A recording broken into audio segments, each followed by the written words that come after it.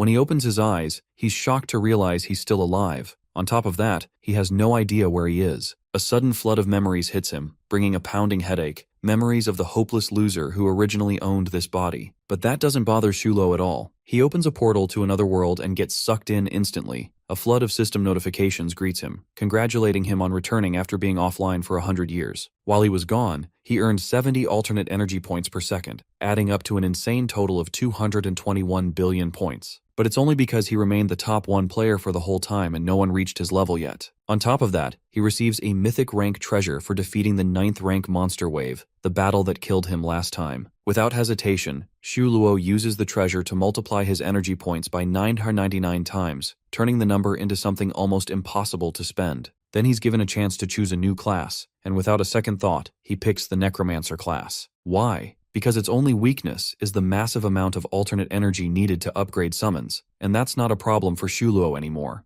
Necromancers are soul harvesters. After killing a monster, they have a 1% chance to claim its soul and make it a pet. These pets cannot be traded and possess unlimited loyalty, requiring only half the usual experience to upgrade. Additionally, necromancers have the unique ability to evolve their pets, a hallmark of the mythical class. Our protagonist remembers his previous life, in which he cleared 70 worlds within 10 years. Now, he resolves to clear every level perfectly in this new life, aiming to become the world's strongest. Shulo enters the first alternate world, Nightmare Source. The system explains the safe area, called Doomsday Town, and reminds him that fighting is forbidden within its boundaries. It then asks if he wants to keep his old ID or choose a new one. Our hero opts for 0. As class shifters enter Doomsday Town, many remark that it feels uncannily real, and the crowd buzzes with talk of monsters. Suddenly, the system announces the first world quest, causing a flurry of panic as everyone scrambles to team up and prepare. Meanwhile, our hero calmly reviews his own stats. The initial mission requires them to break Doomsday cycles by defeating 1,000 monsters and collecting 10 silver coins. Completing these tasks will activate the first world boss. Once defeated, they may advance to the second world. After assessing the rules, our boy notes that little has changed. He then decides to buy equipment first, and promptly makes his way to the store where Charles, the boss, welcomes him. Surveying the selection, he finds the best item is a 1-star staff. After placing 100 copper coins, the starter gift, on the counter, our protagonist requests it. The onlookers are shocked by his choice. Some question why he would spend all his money on a staff that offers little attack power, suggesting a full set of unrefined gear would be wiser. He thanks them for their concern and leaves. A girl explains that only higher star weapons can refine attributes, increasing attack power automatically. Another man counters that such rare items can't be easily upgraded,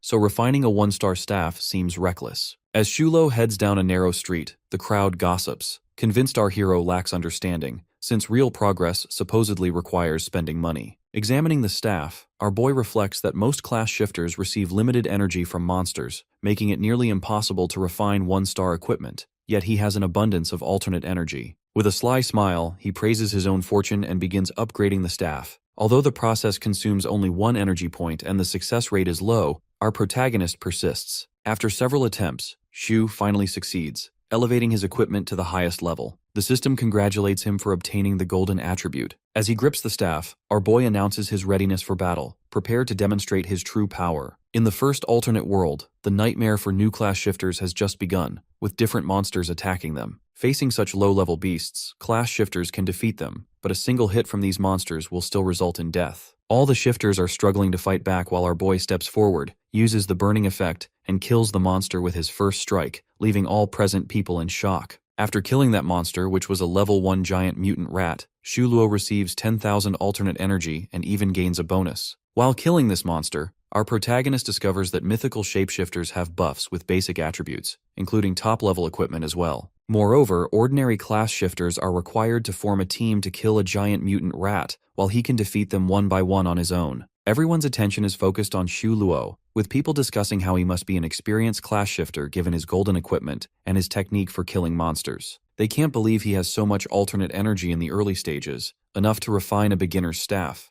However, they soon start calling Shulo the big boss, someone very strong who leads the team during battle. On the other hand, our boy is planning to hunt higher-level beasts, because fighting such low-level enemies won't help him gain anything meaningful. In this alternate world, aside from these level 1 rats, there are level 3 to 4 poisonous spiders, level 5 to 7 armored scorpions, level 8 to 9 wild boars, and the ultimate boss, the level 10 violent boar king. For now, Shulo is heading toward the level 3 beasts in the abandoned factory. While he's making his plan, a man appears with two girls, introducing themselves as a healer, a shielder, and a damage dealer, offering to form a team with him. Without hesitation, our protagonist rejects the offer and walks away. Meanwhile, the three watch his back in shock, as the man remarks that Shuluo's aura is scarier than the beasts themselves, and the healer girl agrees. Seeing him walk toward the factory where high-level beasts are present, they can't help but idolize him even more, since he is going to face such dangerous enemies alone. As our hero fights the monsters one by one, each victory makes him even stronger, raising his levels bit by bit. Moving forward, Shuluo has killed plenty of rat and spider monsters, resulting in leveling up 3 consecutive times. Checking his progress on the screen, our boy notices he has gained 18 attribute points to use freely. Moreover, since the Beast Tamer class has the same growth path as a mage, he needs to increase spell casting speed,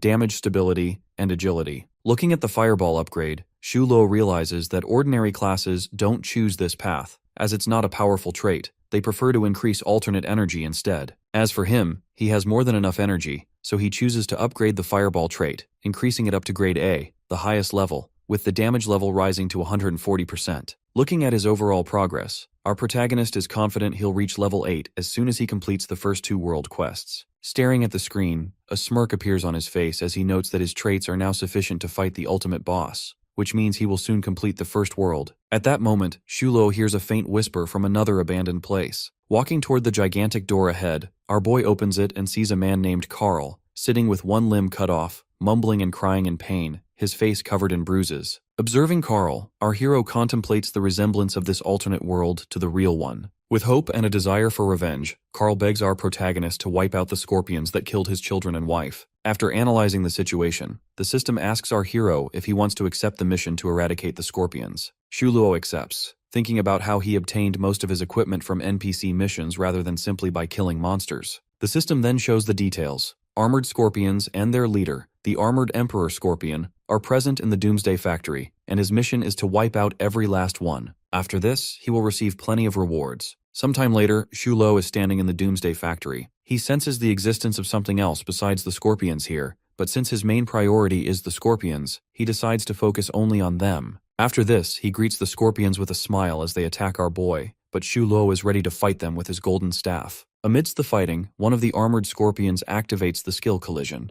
After struggling for a while, our boy finally succeeds in killing that scorpion. Even though the fireball is very powerful, at the same time, it consumes a lot of mana. From his previous life, Shuluo remembers that if he succeeds in wiping off a certain limit of these scorpions, he can force the Armored Scorpion Emperor to come into the scene. After some time and struggle, our protagonist finally succeeds in getting the Emperor Scorpion out from its hideout. As for the moment, his main target is killing the Emperor before running out of mana. After attacking again and again, Shu isn't able to damage the scorpion severely because of its strong armor. Here, our hero thinks of something and attacks the scorpion's weak point right before running out of all his mana. The monster falls on the floor while our protagonist is getting ready to make the last strike, which will be the completion of his mission. But then 2 men appear out of nowhere. One of them runs to attack Shu, while the other runs towards the Scorpion Emperor in order to kill it himself. As the first man attacks our protagonist, he moves to the side, making that man fall on the floor while declaring he was waiting for him to show up. The man can't seem to believe that our hero knows they would come here. In order to clarify it, Shu adds that unlike some people who level up honestly, he can distinguish those who level up after stealing the kills of someone else. But choosing Shuluo as their slaughter was a very wrong choice because he has killed enemies which were 1,000,000 times stronger than them. After this, he attacks the man with the staff using the fireball technique. Looking at this, the other man realizes our boy can't be a newbie since he was able to activate his skills even after losing all the mana. Our hero claims not to have run out of mana. Rather, it was his plan to make them show themselves. After killing the Scorpion Emperor, the system questions whether he wants to absorb the Armored Scorpion Emperor as his pet. Accepting it, our hero absorbs the scorpion while the man is looking at him in complete fear. At the moment, the scorpion's loyalty level is at 100, which will decrease by 10 after every death, and once it reaches 0, there is no going back. As for the scorpion, since it specializes in defense, it will protect Shuluo from damage and bear the attacks for his master. Moreover, it can devour any 10 normal grade pets in order to level up to become the elite grade, and the experience required to upgrade the pet scorpion also reduces by 50%. Shuluo is thinking about the reason behind beast tamers running away to grow pets, because it demands the tamer's own experience in order to level up. During the early stages, it requires double the experience for leveling up, but with the increase in the number of pets, the demand increases significantly, making it impossible for ordinary people to make it happen. After this, our boy fully upgrades the scorpion since he has plenty of experience points. The man standing there can't believe him to be a normal beast tamer with such excellent powers. While petting his armored scorpion emperor, our boy explains that right after getting the mission, he suspected he was being spied on by someone. Moreover, he can also guess that both of them are assassins who rely on the prey of other class shifters. Looking at the situation, 3 of them got the same mission. Thus, they made this plan of killing our protagonist right at the critical moment, after which they would be able to harvest the Scorpion King. As the man hears this, he starts to cry, knowing the fact that he had gotten into a fight with someone so strong, and the only option left now is to run away. With a smirk on his face, Xu Lo challenges him to show his abilities. Right after that, our hero orders his pet scorpion to attack the man. Kneeling in front of our protagonist, the man pleads for his life. Seeing the man begging like this, Xu Lo states this was coming for them, because those who hurt others should stay prepared to be hurt by someone else too. After the completion of the mission, our boy goes back to Carl, who expresses his gratitude and promises to be his good brother from today onwards. Afterwards, the system congratulates our hero for leveling up and receiving the rewards, in which some equipment is included too. These equipment include a magic necklace which provides magical powers and armored leggings which provide protection. Xu Lo gets very excited after receiving the equipment since it is very effective to add the mana, while at the moment, he is urgently in need of mana. Therefore, our protagonist fully upgrades both equipment. Holding the equipment in his hands, our boy is confident to reach level 5 along with his pet scorpion rather quickly. After some time, a notification for the class shifters appears. It orders all the class shifters to go find and clear the level 5 secret realm which has appeared near the Doomsday Town. Moreover, this realm will last for only 1 hour, thus they have to wipe it off before that in order to receive plenty of rewards. All the class shifters are rather terrified about it, but our hero is excited since he is sure that he will be the one getting the reward because of his abilities. One of the class shifters offers forming a team with him so they can attain the rewards after passing the secret realm. But other players, unlike him, think that even though they can earn a fortune after entering the secret realm, they don't want to put their lives on the verge. Looking at the situation, Xu Luo realizes only a few are ready to enter the realm. Amidst his thinking, someone pushes our hero to the side, making way for someone who that man is calling their president. Behind him, his president, who is wearing golden armor and holding a golden sword, appears with a girl holding him by his arm. Gossiping about him, someone questions about the man. Another person in the crowd answers that he is Liu Yao, son of Liu Yue, who owns 3 of the largest drugstores in Linhai City with a net worth in billions. After this, Liu's assistant begins boasting about his richness, claiming he has a full set of 1-star equipment while his subordinate's equipment costs tens of thousands. Between their conversation,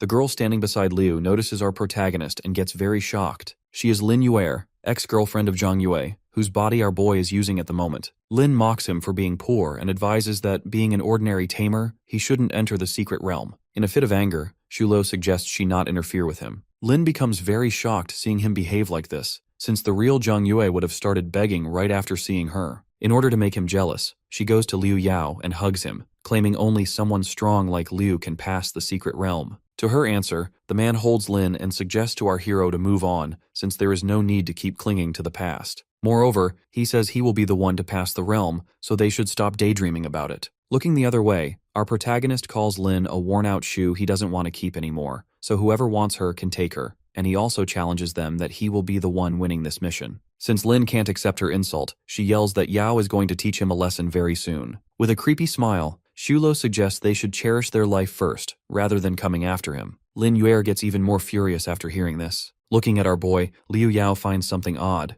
His rank and class aren't visible, which shows he has hidden them for a reason. Instead of challenging our protagonist back, Liu, with a calm voice, claims he doesn't have enough time to waste on such trivial matters, and right now, his priority is the secret realm. While entering the realm with Lin and other men, Liu offers other players to enter with him in order to get the initial pass. Meanwhile, a man comes to Shu suggesting he give up since they're weak and poor, unlike those rich people. In answer, our hero suggests he should find some ways to become strong rather than feeling inferior to others his whole life, while our protagonist, despite being in the poor Zhang Yue's body, is very confident in himself. Talking about the resurrection scroll, worth 3,000 yuan, which they can use a maximum of 2 times within 7 days, and it is equal to having 3 lives. Moreover, it appears that the initial pass will go to the Supreme Guild. Moving onwards, Xu Luo is thinking about the secret realm where they're going to fight the Lord Monsters, but with his current strength, our boy wouldn't be able to win against the final Lord Monster unless both he and his scorpion reach grade 5. After entering the secret realm, Lin yells at brother Yao for not doing anything to Shu, who talked bad about her. Clarifying, Yao explains he does not want to ruin his family's reputation after killing someone.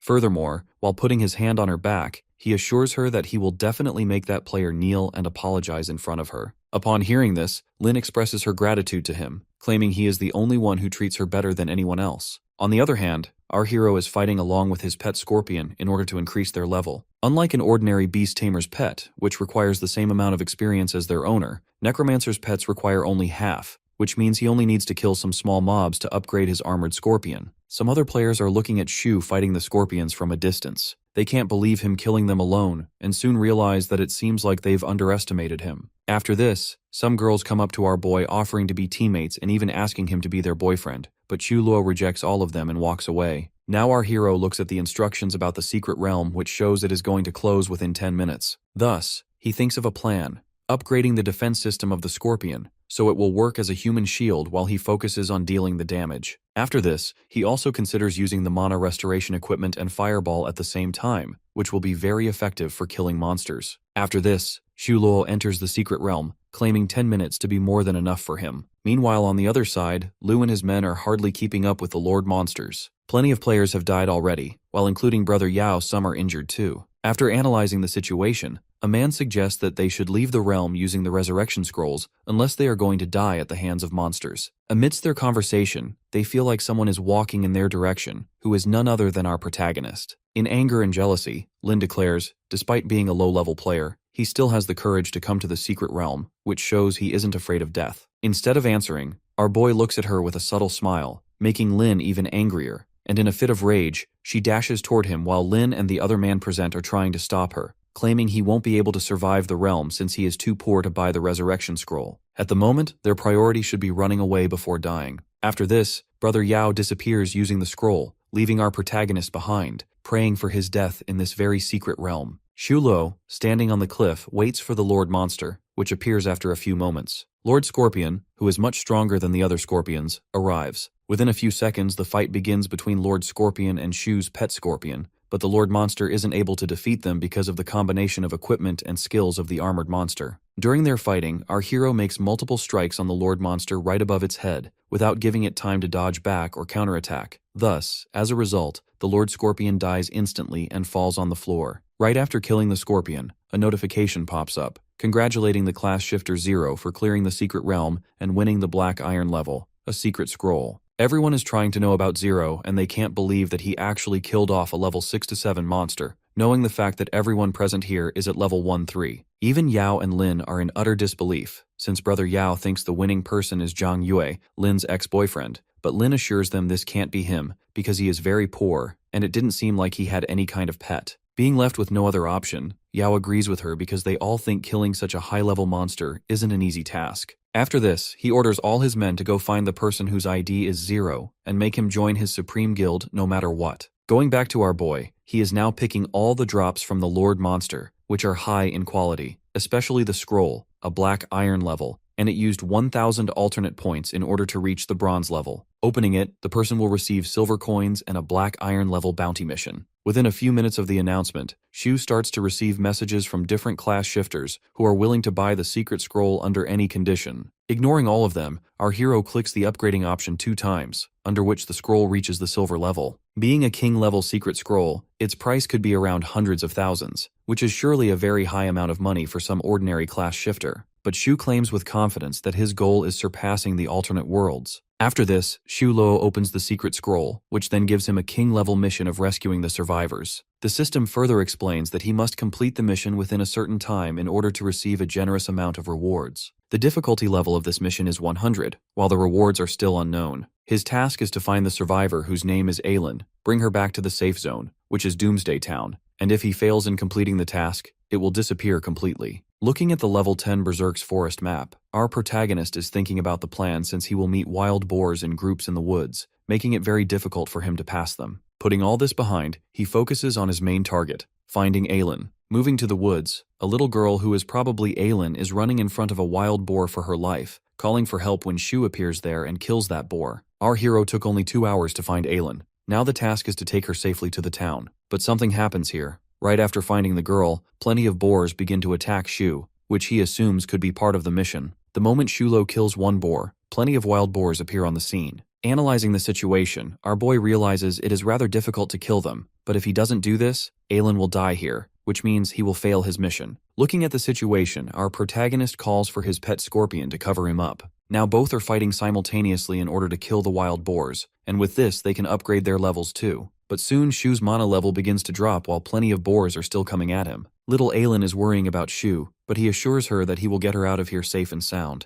While his attention is diverted to the girl, the boar attacks our hero, knocking him to the ground. Having relatively high health, nothing much happens to our boy with this attack because he would have been dead otherwise. At the moment, our hero is worrying about his pet scorpion. Here, Shu receives a notification of getting plenty of mana and other points, which means he can level up twice, making the emergency upgrade first, and after this, he emerges the Lord Battle Ring, which he got after defeating the Lord Monster. After this, the staff strength increases up to a great extent. After struggling for a while, Shu finally succeeds in killing off all the wild boars. Now the only task left is taking Aelin back to Doomsday Town. At this instance, our boy finds Yao and Lin standing there in the distance as Brother Yao asks if it seems like he hasn't died yet. Instead of answering, Shulo demands they stop wasting his time and go away. Seeing our protagonist's arrogance, Lin, while yelling, asks Brother Yao to teach him a lesson. Shu also challenges them to try killing him. Without wasting any further time, Yao attacks our hero with his sword, but it doesn't harm him even an inch. Both of them are in utter disbelief, seeing nothing happen to our boy even after such a brutal attack. Now Shu is ready to make his counterattacks, and thus suggests they stay prepared for it. As soon as Shu lifts his staff to make the counterattack, Yao becomes very frightened and warns our boy not to attack him because he is the president of the Supreme Guild and also the eldest son of the richest man. Without listening to him any further, Shu makes his attack, and as a result, Liu Yao becomes seriously injured and even his armor falls off his body. At this moment, our protagonist receives another notification, which is Professional Supreme Star Glory. The system explains that since the other party attacked him first, now they are graved, which means if he kills them within 10 points, he won't receive any sin points. For further explanation, in other worlds, the names of professionals are white,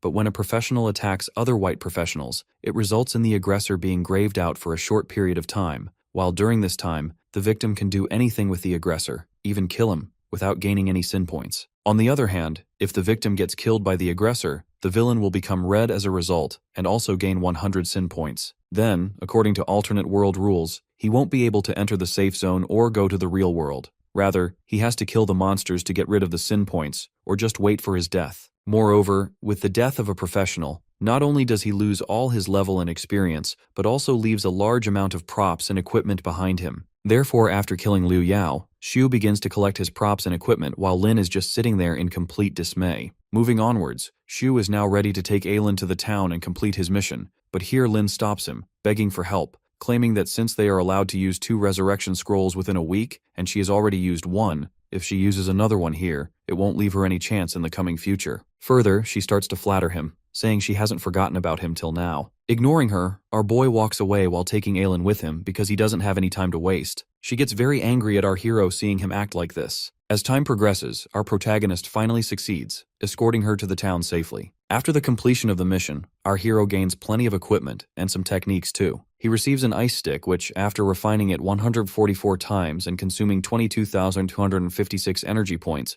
turns into a golden attribute, which is the Frost Scepter, a destroyer. Even though all the equipment consumes plenty of energy, fortunately, it's not difficult for our boy. In this reward, Shu also receives a normal grade pet egg. He has gotten plenty of eggs after scrubbing the monsters. Now he can feed them to his armored scorpion, and after doing this, his normal scorpion levels up to a silver armored scorpion, which is an elite level. Our protagonist now has a 2-star stick, a silver armored scorpion, and Liu Yao's golden equipment, which is enough to fight off the first alternate world's ultimate boss. But before doing this, he must replenish his supplies first. After this, Shu goes back to the real world with the idea of getting more supplies. As soon as he enters the real world, he receives a call from the hospital, demanding him to pay 390,000 medical expenses for his brother, Zhang Zhao, otherwise they will stop his treatment. Our boy demands their payment number so he can wire the money there and will call them back within 10 minutes. After this, Shu thinks of selling a few pieces of golden equipment, which can help him earn a few million, because helping Zhang Yue's brother is more like the payment for using his body. But the system warns him that he isn't allowed to sell or drop these equipment. It means Shu has to think of another way to get some money, because even if he sells all his silver coins, he will only get around 10,000. Therefore, he starts to look for a part-time job. Looking at the requirements, regular trainers only earn per hour. Moreover, money is received very slowly. Then his eyes stop at a post, Someone named Rimuro wants to hire a professional as a coach with a pay of 300,000 yen, while in the comments someone is claiming that this post appears every year during the awakening of new professions, but whoever accepts it, dies. But our boy is ready to accept this challenge, since seeing such life-threatening posts appears rather intriguing to him. A girl on the other side explains his conditions. The first is that the student he is going to coach is a newbie, and second, he must help and guide the student to complete the first world. After listening to her conditions, Shu adds he can teach her both about the first and second world, but for this, he wants 390,000 as his pay. To his answer, the girl claims he can have 400,000, but only if he succeeds in teaching her sister. Then the girl, who is sitting on a chair while plenty of screens are lighting in front of her, demands our hero go to the spawn point of Doomsday Town within 10 minutes, where her sister is waiting for him. As some time passes, our hero is now entering Doomsday Town through the portal, while thinking that passing the first world alone is easy, but he can get 400,000 after helping someone else to pass the first world, which is rather a good deal. In this instance, Shu's sight diverts toward a girl standing there, wearing a cloak with her head covered. Thinking she could be his student, our protagonist goes up to her. Meanwhile, the crowd present there is gossiping about the girl, being recognizable even though she is covering her head. They can tell that she is the disastrous caster. It seems like all the people present there know that the girl, along with the beast tamer, Shu Luo, are going on a mission with which they can get gold. Meanwhile, our hero forms the team with the girl so he can help her through the first world. Walking alongside, our boy explains to her about the 2 prerequisite quests they have to finish in order to pass the first world, which are 1,000 monsters and 10 coins. He further explains that she won't be able to harm the monsters which are 5 levels above hers, even if he lowers them to 1 HP. It's still useless. Thus, while getting toward the prerequisite, they also have to increase their levels. Moving forward, they meet a scorpion, which our hero fights and blocks off by making huge crystals around it with the skills he got earlier. After this, looking at the girl, he suggests she should finish it off in order to increase her level. After killing the monster, the girl's level increases up to 3 levels at the same time. The girl is lost in her thoughts, while another scorpion attacks her, but Shu Luo runs towards her and saves her, killing the monster too. Shu Luo, hugging the pink-haired girl, is facing forward to watch out for the scorpions while shielding the girl. Meanwhile, a spark appears in the pink-haired girl's eyes for our hero. Still lost in our protagonist's beauty, Shu Luo asks her to move in order to increase her level. Walking through the woods, our hero questions the girl about her age, which she tells him.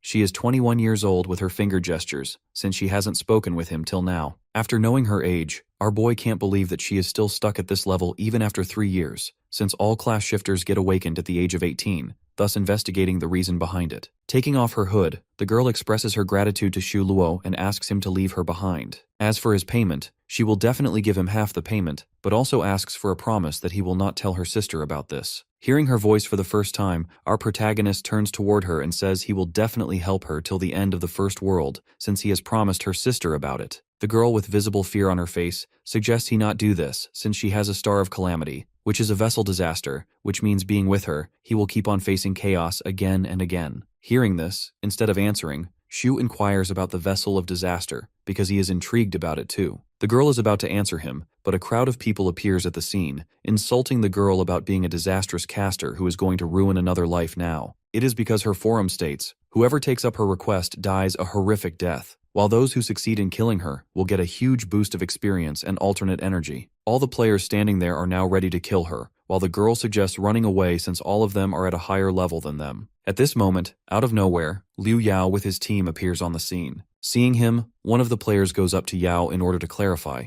but pushing him aside, he walks up to our hero and grabs Shu by his collar. Staring at him with a smirk on his face, our protagonist asks whether he is here to give him more free gifts just like last time. Moreover, it seems like he won't be able to use the revive scroll within 7 days. After this, Liu orders his men to show Shu what they have gotten for him. Shulo and the girl with him are staring at Liu Yao now, which is rather confusing for him. Looking behind, he calls for one of his men, Hua Ku, who is standing at a distance with a sword in his hand, ready to attack our boy. After analyzing the situation, Liu walks up to him and begins to hit him mercilessly, clarifying that he wants them to bring something else which he asked for earlier. After some time, all his men are standing around our hero in a circle, and at this moment, all of them put a gift box right in front of Shu. After understanding the situation, Lin starts yelling at Brother Yao because of his act, while in answer, he simply asks her to shut up, leaving her shocked. Hiding behind his group members, Liu Yao asks our hero to accept the gifts which he has handpicked specially for him as a token of his sincerity, while in return for these gifts, he demands Shu to work in the guild for him. Moreover, he also announces his salary, which is 500,000 per month. Hearing this, everyone present is visibly shocked. As for Lin, she mocks our protagonist, saying he would never be able to earn such a high sum of money even if he works hard for 10 years. Therefore, he should accept this offer instead, suggesting that joining their guild is a better choice. Actually, Lin thinks doing this is like catching two birds with one stone, because if she succeeds, not only will Brother Yao become happy, but she will also get the chance to rule our boy again. Shulo hasn't rejected the offer yet. Instead, he claims to be friends with or work only with those who are stronger than him and wants them to show their strength. Afterwards, he will think about their offer. Meanwhile, Lin can't understand the reason for him rejecting this huge sum of money despite being very poor. As for the answer, our protagonist states, birds of a feather flock together, so he doesn't want to pay with his pride just like she did, leaving her completely furious and angry. After this conversation, our hero begins to walk again, saying they should get out of his way since they're going to fight. Lin, moving in front of him, orders other men to fight him, but to her shock, Brother Yao orders them to let him go whilst our boy walks past him. In order to increase Liu's anger, the girl adds that Shu is looking down at him so he should do something about it.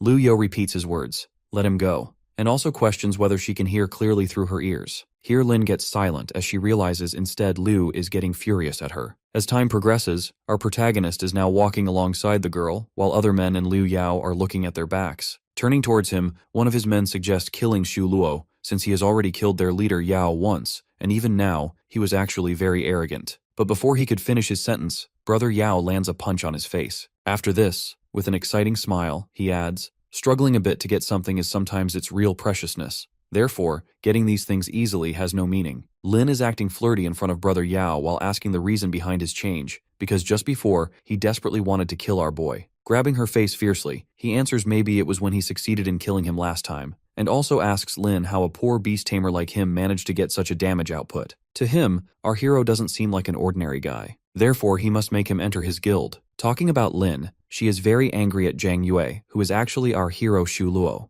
Further, she is going to teach him a lesson very soon. The moon has taken over the woods, and our boy and Su Jinyan are walking through it when she thanks our protagonist for saving her earlier. Without even looking at her, Shu Luo answers he wouldn't get paid if she died here. This is the reason behind him saving her, but the girl still thinks he won't be able to help her complete the first world. Turning towards her, our hero wonders how a person with such low self-esteem posts in her forum. In fact, she had the chance not to show up, but she still entered the first world and came to him. In order to clarify it, the girl explains it is her sister who isn't giving up, because as for her, she gave up a long time ago. After this, she shows him a special class, the Vessel of Disaster, on her monitor screen. Whoever possesses it can only kill the monsters in a team. Moreover, she can only get rid of it after clearing the first world, which she has been trying for years. Seeing the special class, our protagonist realizes aside from core classes, special classes exist too, and once these special class shifters succeed in overcoming their limitations, their level will increase instantly to a high class, or maybe reach the mythological class. But it is unfortunate that it's not an easy task for ordinary individuals, and in regards to failing, they will keep suffering from this cycle. The girl, now sitting beside the tree, states since she awakened 3 years ago, she has made hundreds of attempts to pass the first world. Let alone that, she never succeeded, and she never ever got to team up with someone at a 10 level difference because of the system settings. It is because without level 10 players, they will never be able to defeat the first world's boss. While crying, she stands up and suggests our hero go away because she will never be able to pass it. Instead of acting upon her words, our hero with confidence claims he will definitely help her pass the first world. Hearing this, Su Jinyan gets very excited, runs to Shu Luo and holds him by his arm. She states it has been 3 years since she is waiting for this curse to break, so no one can look down at her. Shu Luo, while putting his hand on hers as assurance, adds they should continue their journey if she wants to pass the first world. Now both are ready to complete the prerequisite quests in order to get to the world boss. The first quest is killing 1,000 monsters, and the second is collecting 10 silver coins. As time progresses, our hero has already killed plenty of monsters and also collects silver coins alongside. The girl can't believe our hero is this strong, capable of fighting dozens of boars and other monsters alone. After completing both prerequisites, Shu is ready to face the boss and questions the girl whether she is ready or not. Even though Su Jinyan agrees, she's still a bit hesitant, so our hero inquires about the reason behind it. Looking down, she answers that unlike others, he is clearly very strong and could have turned down her request. Instead, he is helping her clear the first world. To cheer her up, our protagonist states he isn't what she thinks he is. Rather, he is just a middle-class man. Hearing this, Su Jinyan gets mesmerized by our boy even more, while Shu is thinking that talking about his real wealth isn't a good idea. Now both quests are complete, so the system notifies them that if they want to challenge the boss, they can click confirm, otherwise click later. Clicking the confirm button, our boy agrees to challenge the first world boss, Sector. A portal of the demon abyss appears in front of them and both walk through the portal. Standing in the demon abyss, the system notifies them that they have just an hour to defeat the boss, Berserker Swine King. If they don't succeed in killing the king, they'll have to accept their defeat and restart the quests from the beginning. Some potions appear in front of them, which the system tells them to take. All of these items are revival scrolls and other recovery potions that are extremely expensive. Even though Shu is sure that he will defeat the king alone, he still accepts the potion just for their safety. As for killing the king, our boy is going to use the drop armor of Liu Yao on his silver-armored scorpion. After this, fighting the boss will become quite easy. After all the preparations, standing in front of the Berserker King, Shu is ready to defeat it. Talking about the Swine King, it is a level 10 monster, the ruler of Nightmare Source, which stands between the passage from the first world to the second world and kills whoever tries to pass through it. Sujinyan is also ready to fight the monster to show her abilities, but she is still afraid of losing against the king since they are only 2 in number, facing a level 10 monster. Our hero realizes that she is getting afraid of the fight, so he suggests Sujinyan stay behind and help his pet if needed.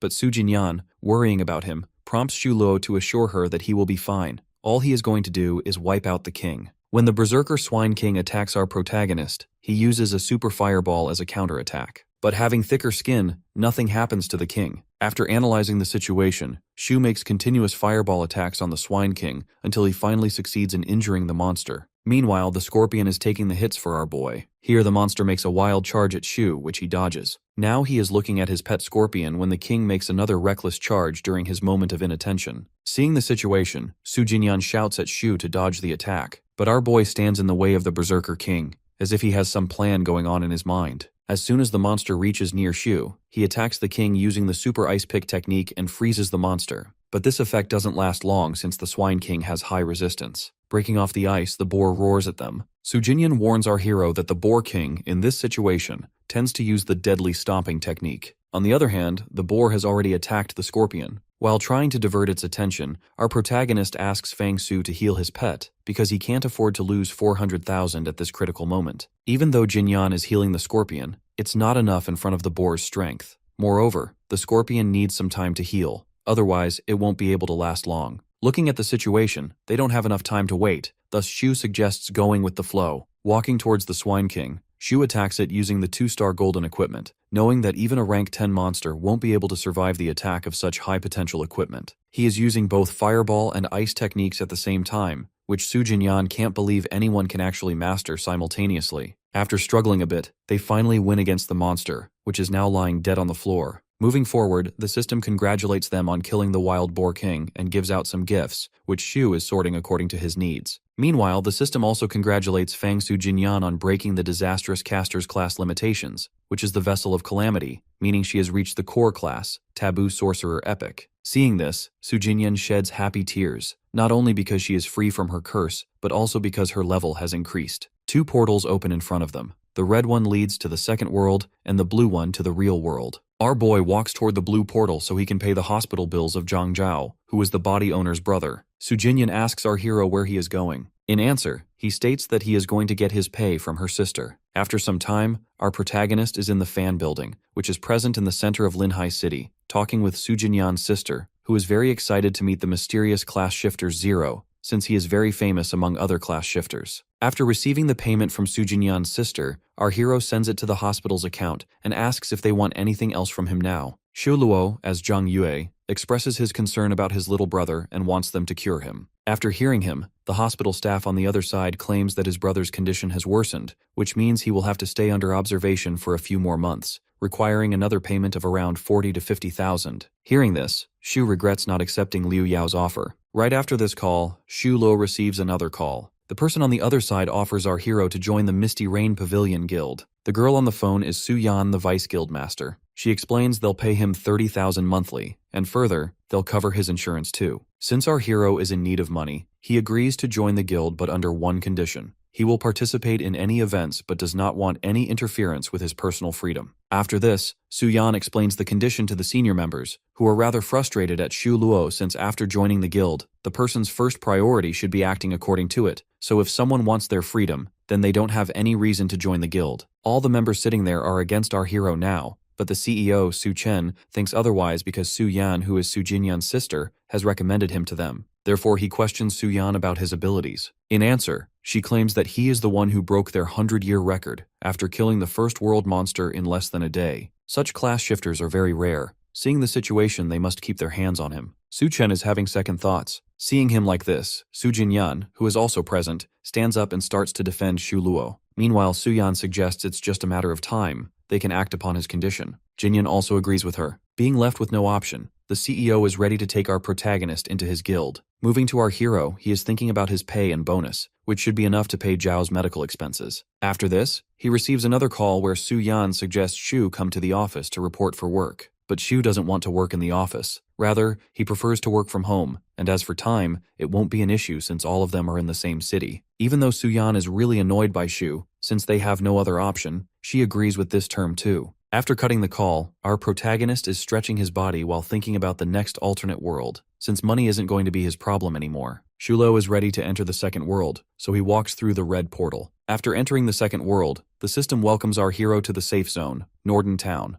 Present in the second world, Fortress Besieged Undead. This is the place where he will meet mutated humans, which are called zombies. Just like the first world, he will have to pass 2 quests here as well, which are a secret realm and repelling 3 waves, after which he will be able to challenge the boss. As for the moment, Xu is thinking to increase his level since the level requirement for the secret realm is 15. Amidst his thoughts, he hears a man, Captain Norris, ordering others to work quickly before the next wave arrives. It is because the zombies have attacked Norden, and they don't have enough weapons to send to their fellows present there. It means even though Norden is a safe zone, it still gets attacked by waves of zombies at intervals. Looking at our hero, Norris walks towards him, asking whether he can help them gather materials from the west of Norden. Here, Xu looks at the information shown by the system. It shows out of a total of 10 quests. This one is the hardest, with the targets ranging from level 11 to 20. It means he will gain plenty of rewards too. After all the analysis, our protagonist agrees to help them, so Captain Norris thanks him as a gesture of gratitude. The former military base is on the outskirts of Nordine, but now zombies are wandering all around.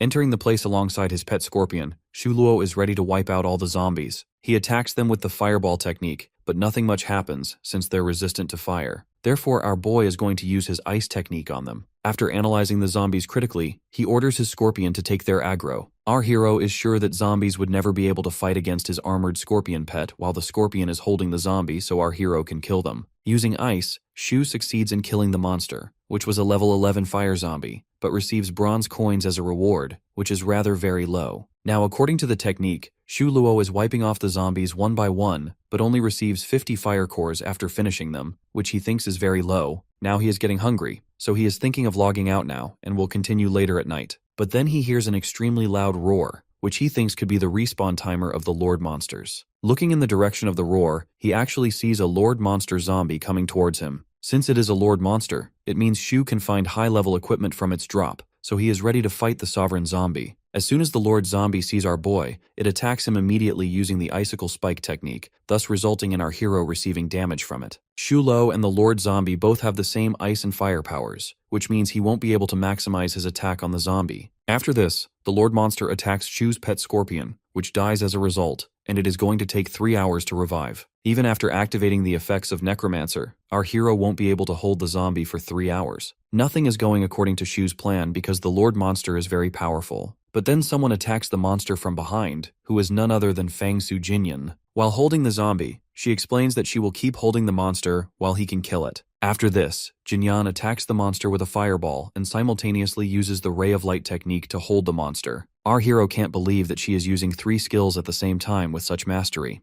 It seems like this is the actual power of the Taboo Sorcerer class. For their final attack, Shulo and Sujinyan attack simultaneously and finally manage to kill the level 14 zombie. After receiving the rewards, Shuluo expresses his gratitude for Sujinyan's help and offers to split the rewards with her, but she politely rejects the offer, explaining that she only arrived a few minutes ago to complete her quests and saw him fighting the zombie alone. Additionally, she mentions that she hasn't even had the opportunity to thank him for his help yet. In complete confusion, our protagonist reminds her that her sister has already paid him for it. Although they have met each other before, the girl formally introduces herself as Su Jinyan to our boy, and in response, Xu Luo introduces himself as Zhang Yue, since he is currently living in Yue's body. After this introduction, Xu Luo, being in the same guild and on the same quest, suggests that she should form a team with him and asks about her class effects. Hearing this, Su Jinyan becomes very excited and begins to explain her skills, saying that all her crowd control abilities will soon upgrade to taboos, which means their effects will last 30% longer than before,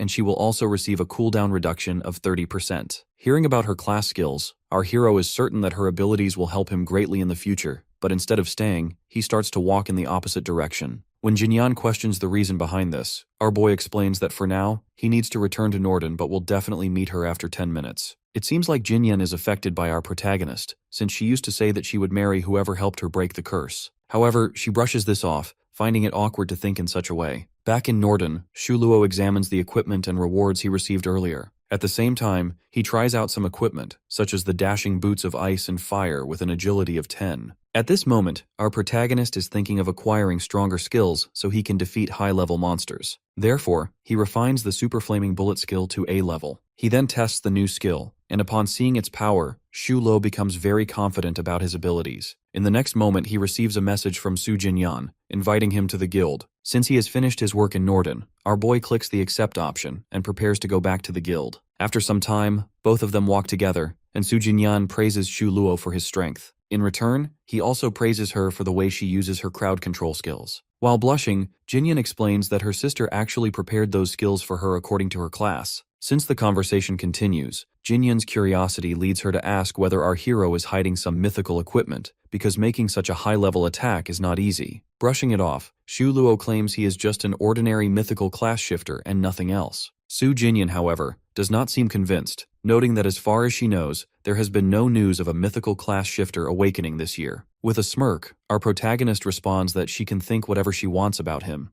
as only he knows that a class shifter cannot be awakened for some normal reason. After finishing off all the fire and ice zombies, their next target becomes poison cores, so they start heading toward the poison zombies. At this moment, both receive an urgent message from their guild, ordering them to gather at the guild immediately or risk being kicked out of the team. Upon seeing this, Su Jinyan cannot understand the reason behind the announcement, while our boy questions her about the announcer. She explains that it is Chen Jun, the guildmaster of the Linhai City branch. The reason why Chen Jun holds such an important position is that his father and her uncle, the CEO, were sworn brothers, so the CEO appointed him to the role. At the end of their conversation, both of them prepare to go to the place where they are being summoned. On the other side, many people are fighting a sovereign zombie, which appears to be very powerful since no one is gaining the upper hand. It seems like two guilds are present, as some men are fighting each other as well. Liu Yao is also there, fighting with Captain Norris. At this moment, our hero enters the battlefield, stating that he cannot fight against his guild members over a boss zombie. Moving back to an hour earlier, when a wave of zombies attacked, the group struggled to hold them off. Finally, they realized the need for a crowd controller to defeat the Lord Zombie. As a result, Chen Jun suggested that everyone should continue fending off the zombies until Jinyan arrived. Now Jinyan, along with our protagonist, has reached the scene.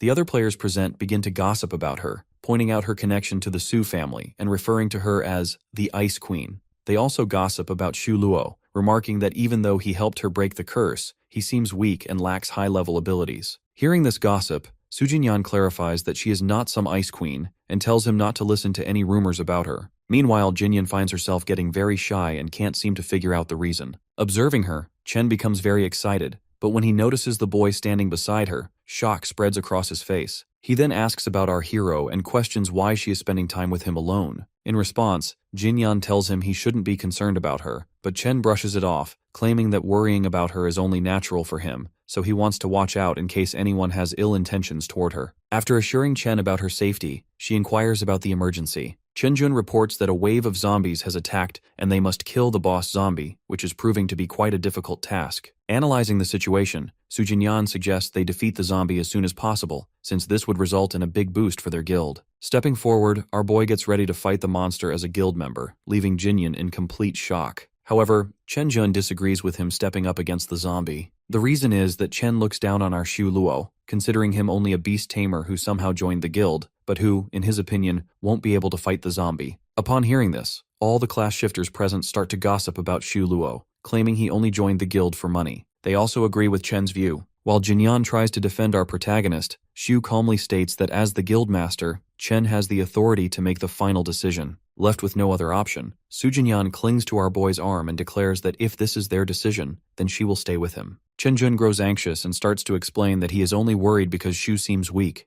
but if she insists on him joining the fight, it will be at her own risk, as they won't be able to save him. Moving on, Chen starts to pull Jinyan with him so she can use her crowd control on the zombie sovereign. As she goes with him, Su Jinyan tells our hero to wait for her. On the other hand, Xu Luo knows that even with crowd control, it will take some time to defeat the level 15 zombie. Now, the group prepares to fight the monster while our protagonist waits to observe their abilities. Since Liu Yao and his teammates are also present, they are shocked to see our boy as a member of Misty Rain Pavilion. Lin, who is also there, starts yelling at Xu Luo for not joining Yao's guild, and now serving another guild like a god. At this point, Su Jinyan appears and attacks Lin for insulting her crush, our hero. As for Brother Yao, he is now desperate to make our protagonist join his guild, so he offers to pay him triple the salary of Misty Rain Pavilion, and even promises to make him vice guild leader or CEO. Hearing these offers, Su Jinyan grows furious. Looking at Yao, Xu Luo claims to be a trustworthy person and says he will not join another guild while he is still completing tasks for his current one. He remarks that nobody knows what the future holds, and perhaps one day they will have a chance to work together. These words impress Yao, who says he is always ready to welcome our protagonist to his guild if the opportunity arises. During their conversation, one of Yao's men shouts that they should focus on killing the boss zombie first, or else they will lose it. Since Liu Yao is happy at the moment, he abandons the idea of fighting the boss zombie himself. Moving forward, Su Jinyan expresses her gratitude to our hero. At that moment, the zombie King of Despair attacks from behind. Seeing the zombie, Xu Luo is ready to take him on. Initiating the fight, Xu unleashes his super fireball attack first, leaving everyone who had looked down on him earlier in shock. Meanwhile, he tells Su Jinyan to work according to their plan now. Moving forward, our hero is ready to make his second attack, his eyes shining with a red light as he uses his new skill, the Super Flaming Bullet. The zombie King of Despair cannot withstand this attack and dies instantly. All the class shifters present there are in complete disbelief.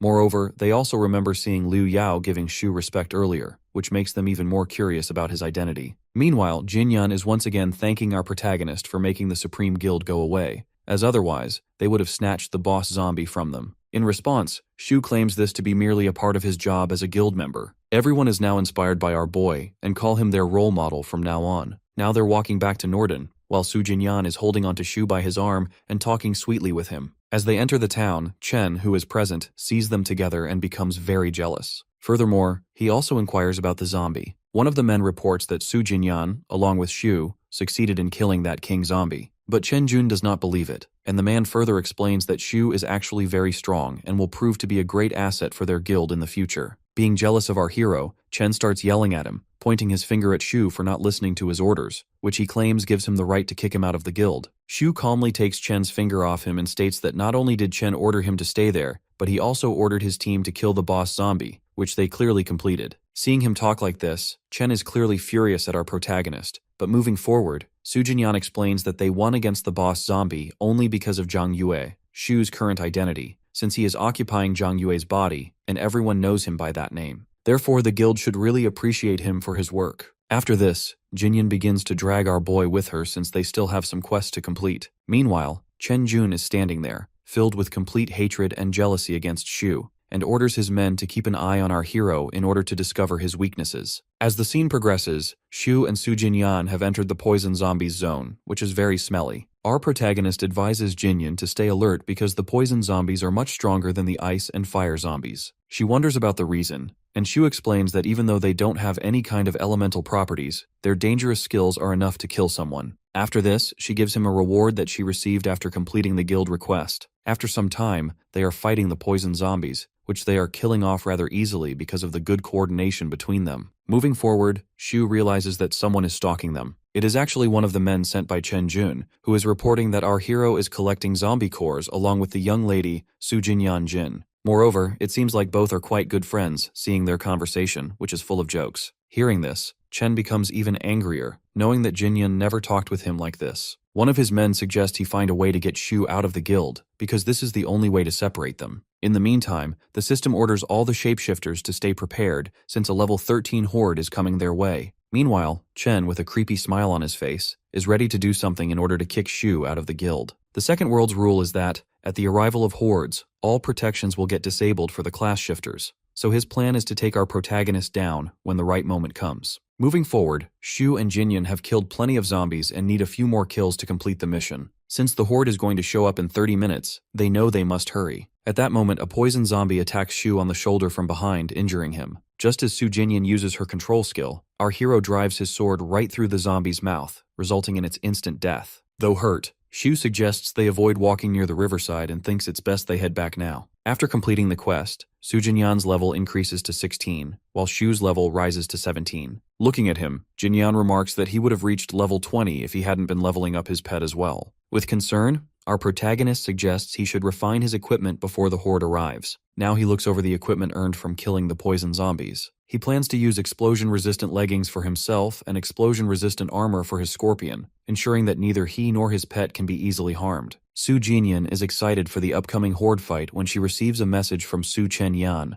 requesting her presence at the office, where her sister is also waiting. This makes Jinyan anxious, knowing she must go, which means Shu will have to face the horde alone. Seeing her worry, Shu advises that she should leave before the event starts, because after that she won't be able to exit the alternate world. Jinyan is still worried since the zombies in the horde are level 13 and will be numerous, but our boy reassures her about his safety. After a moment, she departs for the real world. The scene progresses as the zombie horde is about to begin. No one is allowed to leave the alternate world until the mission is completed. Suddenly, a light strikes the ground and an endless wave of zombies descends. Seeing this, all the shapeshifters begin to panic, while Shu realizes there is no chance of killing all of them since they seem unlimited and will attack relentlessly. The only option is to somehow drive them out of the safe zone. Meanwhile, he receives messages from other class shifters asking for his help. When he arrives, he finds some men lying on the ground, while Chen is also hiding, indicating this is all part of his plan. One of Chen's men, after analyzing our protagonist, thinks his defense isn't that strong. According to the plan, 12 of their archers are hiding in the back alley, which they believe will be enough to handle Shu. Chen has a brutal plan to kill our hero repeatedly. After Shu's first death, Chen will have his man waiting at the respawn spot to kill him again. He is doing all this because Shu made the mistake of getting close to Su Jinyan, whom Chen considers his. Moving on, our protagonist is standing in the center of the alley when the archers attack him all at once, but his pet scorpion appears just in time and shields him from the arrows. Now the system notifies Shu that he can kill his attackers within 10 minutes, because according to the rules, if a player is attacked by others intentionally, the victim has the right to eliminate them within 10 minutes without incurring any death penalty. Now our boy challenges them to wait for his counterattack. Moving on, within a few minutes, Shu has successfully killed all 12 archers with the help of his pet scorpion. Chenjun can't believe how strong he is and starts blaming the man who suggested killing Shu this way. But just like him, the man also knows nothing about our hero's true strength. Amidst their argument, our hero attacks them, pointing out that it was their idea to kill him in the first place. Calling out to them, our protagonist says that thinking they could kill him so easily was a huge mistake. Chen has no idea that Shu was aware of their plan. With a smirk, our boy explains that ever since he killed the Zombie King boss, Chen Jun sent someone to spy on him, which tipped him off, but he decided to play along. Chen starts to realize that their plan has backfired because Shu feigned ignorance and made them believe he was weak, causing them to lower their guard. Responding to this, our hero says he had no intention of fighting them, but he just wanted to see their reaction. Just like any stubborn and ignorant aristocrat, even on the verge of death, Chen Jun points his arrow at Shu, intent on attacking. Before he can even release the arrow, Shu breaks it with the frost black. Moving forward, one of Chen Jun's men, an elite church assassin, lunges at our protagonist. Without giving him any chance to attack, Shu instantly kills him with a fireball technique. Seeing the situation and realizing Shu's true strength, Chen's question is not out of curiosity but utter disbelief as he asks who the hell our boy actually is. In that instant, Shu kills Chen Jun as well, declaring that he is someone they should never have tried to mess with. On the other side, the group is now respawning after being killed by our protagonist. As the system displays that they've been killed by the person with ID 0, the group is in disbelief, unable to accept that Shu is the necromancer who defeated the first World Lord monster within a day. Chen Jun is extremely agitated as he realizes Shu is the mysterious Zero necromancer. Now Chen is desperate to teach our hero a lesson. The scene shifts to the Su family building in the real world, where Jinyan's elders have arranged her marriage with Chen Jun. She protests against it, insisting she doesn't like him at all. However, Chen Jun's father, present at the meeting, believes she will eventually come to like his son, and shows her the gifts they have prepared, a devil's outfit and a mythical grade magical potion, for which they paid a total of 13 million. Furthermore, he states that after marrying his son, she will become the heiress of their company and inherit everything. While thanking Chen Jun's father, Su Jinyan firmly rejects the offer. This infuriates her uncle Su, who immediately starts yelling at her. At this point, her elder sister steps forward and asserts that her sister is not a business deal and that they shouldn't treat her like one. Moving on, she assures Su Jinyan that she will always stand by her in the search for her real happiness. At that moment, Mr. Chen receives a call and is informed that Chen Jun has been killed by Zhang Yue. our protagonist. After hanging up, Chen Jun's father shouts that his son, the guildmaster, is being attacked by other guild members, even though he is a major sponsor of Su Fountain. As he rises from his chair, CEO Su tries to calm him, but Mr. Chen warns that he will certainly seek revenge if anything happens to his son. He storms out of the room, slamming the door shut, while Su discusses Shu with his nieces, since they were the ones who recommended our boy to the guild. Defending our hero, Jinyan states that there must be some reason behind it if he really killed Chen Jun. Without listening to them, the CEO demands that Shu be brought back and forced to apologize to the Chen family. If he refuses, he will be expelled from Misty Rain Pavilion. Amidst their conversation, Su Jinyan receives a call from Shu, and she anxiously asks whether he really killed Chen Jun. Instead of answering, our protagonist resigns as a member of Misty Rain Pavilion. Hearing this, Jinyan becomes extremely anxious and insists she will find a way to prove his innocence, as she is sure about it, so he shouldn't just resign like this. But Shu cuts the call, assuring her not to worry about this matter anymore. He knows Chen Jun must be angry because he killed him earlier, which means Chen will definitely try to take his revenge, so it is better to leave Misty Rain Pavilion. As for the 50,000 needed for Zhao's medical expenses, Shu can get it by selling materials. To obtain such high-level materials, our protagonist must enter the third world as soon as possible. While walking through the town, Shu thinks about his remaining tasks. Surviving 2 more waves of zombies and clearing a dungeon, both required before he can face the Lord Monster of the second world. There are 3 dungeons in this world, though he only needs to clear 1. He is considering the death level dungeon, as it is the highest level and contains the best materials and equipment. With his current level, fighting level 20 monsters won't be a problem for our hero. At this moment, some men approach our boy, talking about him being the famous beast tamer. Although Shu is angry, he still politely asks them to let him go, but they start mocking him for being weak and afraid, even challenging him directly to kill them. Recognizing what they're up to, our protagonist questions them about how much Chen Jun is paying them for this. One of the men admits that President Chen Jun will reward each of them with 5,000 and a revival scroll, plus an extra 5,000 for anyone killed by Zhang Yue.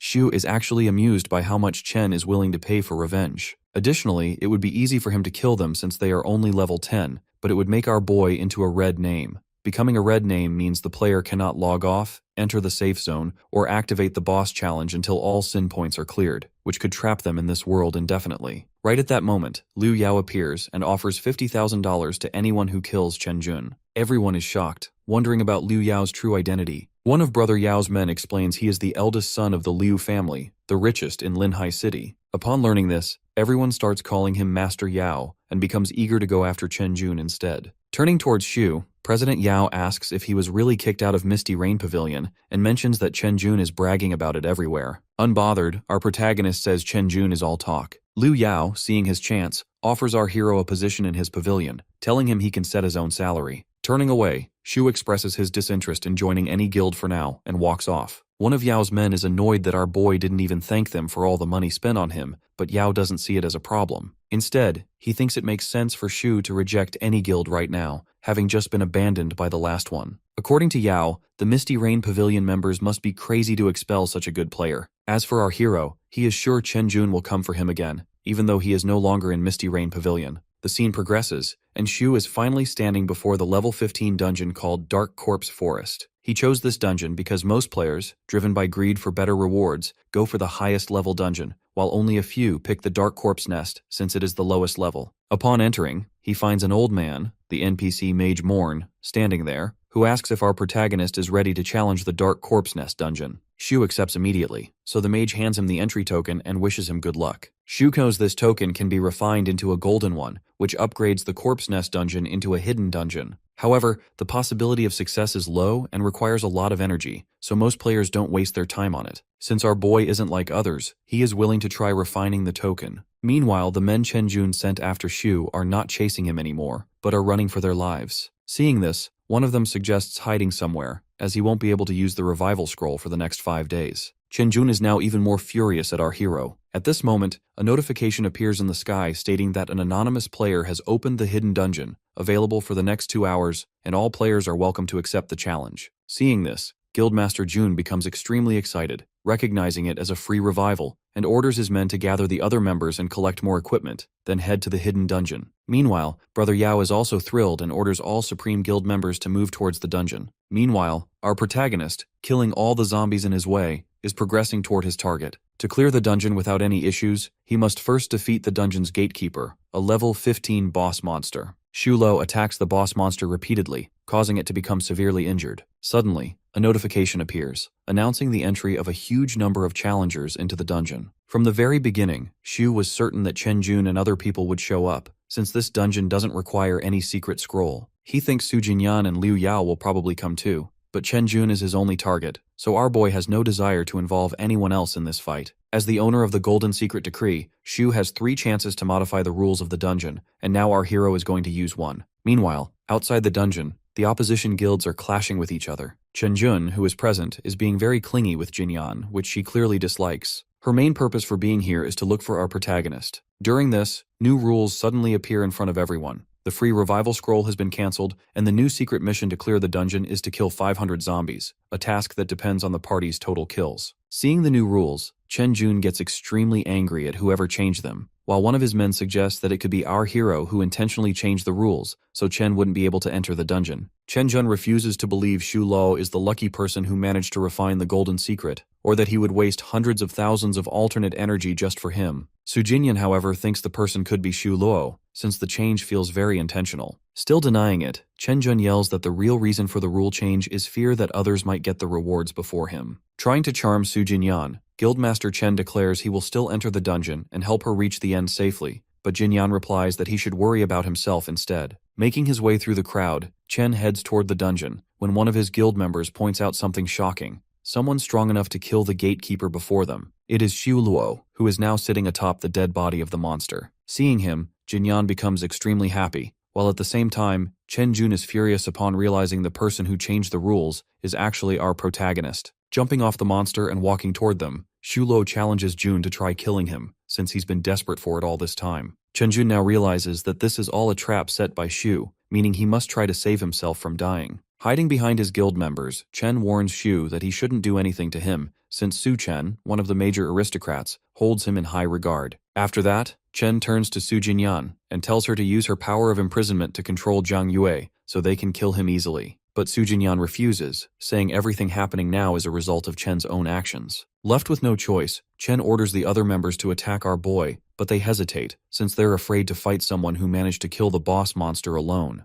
Chen then offers a reward of $5,000 to anyone who succeeds in killing Shu Luo. Hearing the offer, everyone agrees to go after our hero. As they rush toward him, Shu Luo walks toward them and kills every member of the pavilion one by one. Seeing our protagonist distracted by the others, Chen Jun orders his remaining members to go and defeat the boss. But just then, Shu's scorpions appear between them and the dungeon. One of the members steps forward, declaring he will kill the scorpion, but as soon as he attacks with his sword, it shatters against the scorpion's armor. At this point, members of Misty Pavilion start getting attacked by arrows, while someone shouts he will pay 20,000 wen to whoever kills Misty Pavilion members. No one can figure out who is behind this surprise attack. Just like that, war breaks out between both guilds as they barge towards each other, while Shu is just standing between them without any visible reaction on his face. Liu Yao, while assuring our hero not to worry about anything now, challenges the opposition guild to fight him instead. But as for our protagonist, he is rather disappointed at the sight of brother Yao and his guild members. Yelling at Yao, Chen Jun inquires about the reason behind their attack since Chen himself doesn't hold any grudge against the Supreme Guild. Without telling the real reason, Liu declares he wanted to see whether Chen is richer than him as he got the news earlier that the guild master of the Misty Rain Guild solves everything with his money. To a complete shock,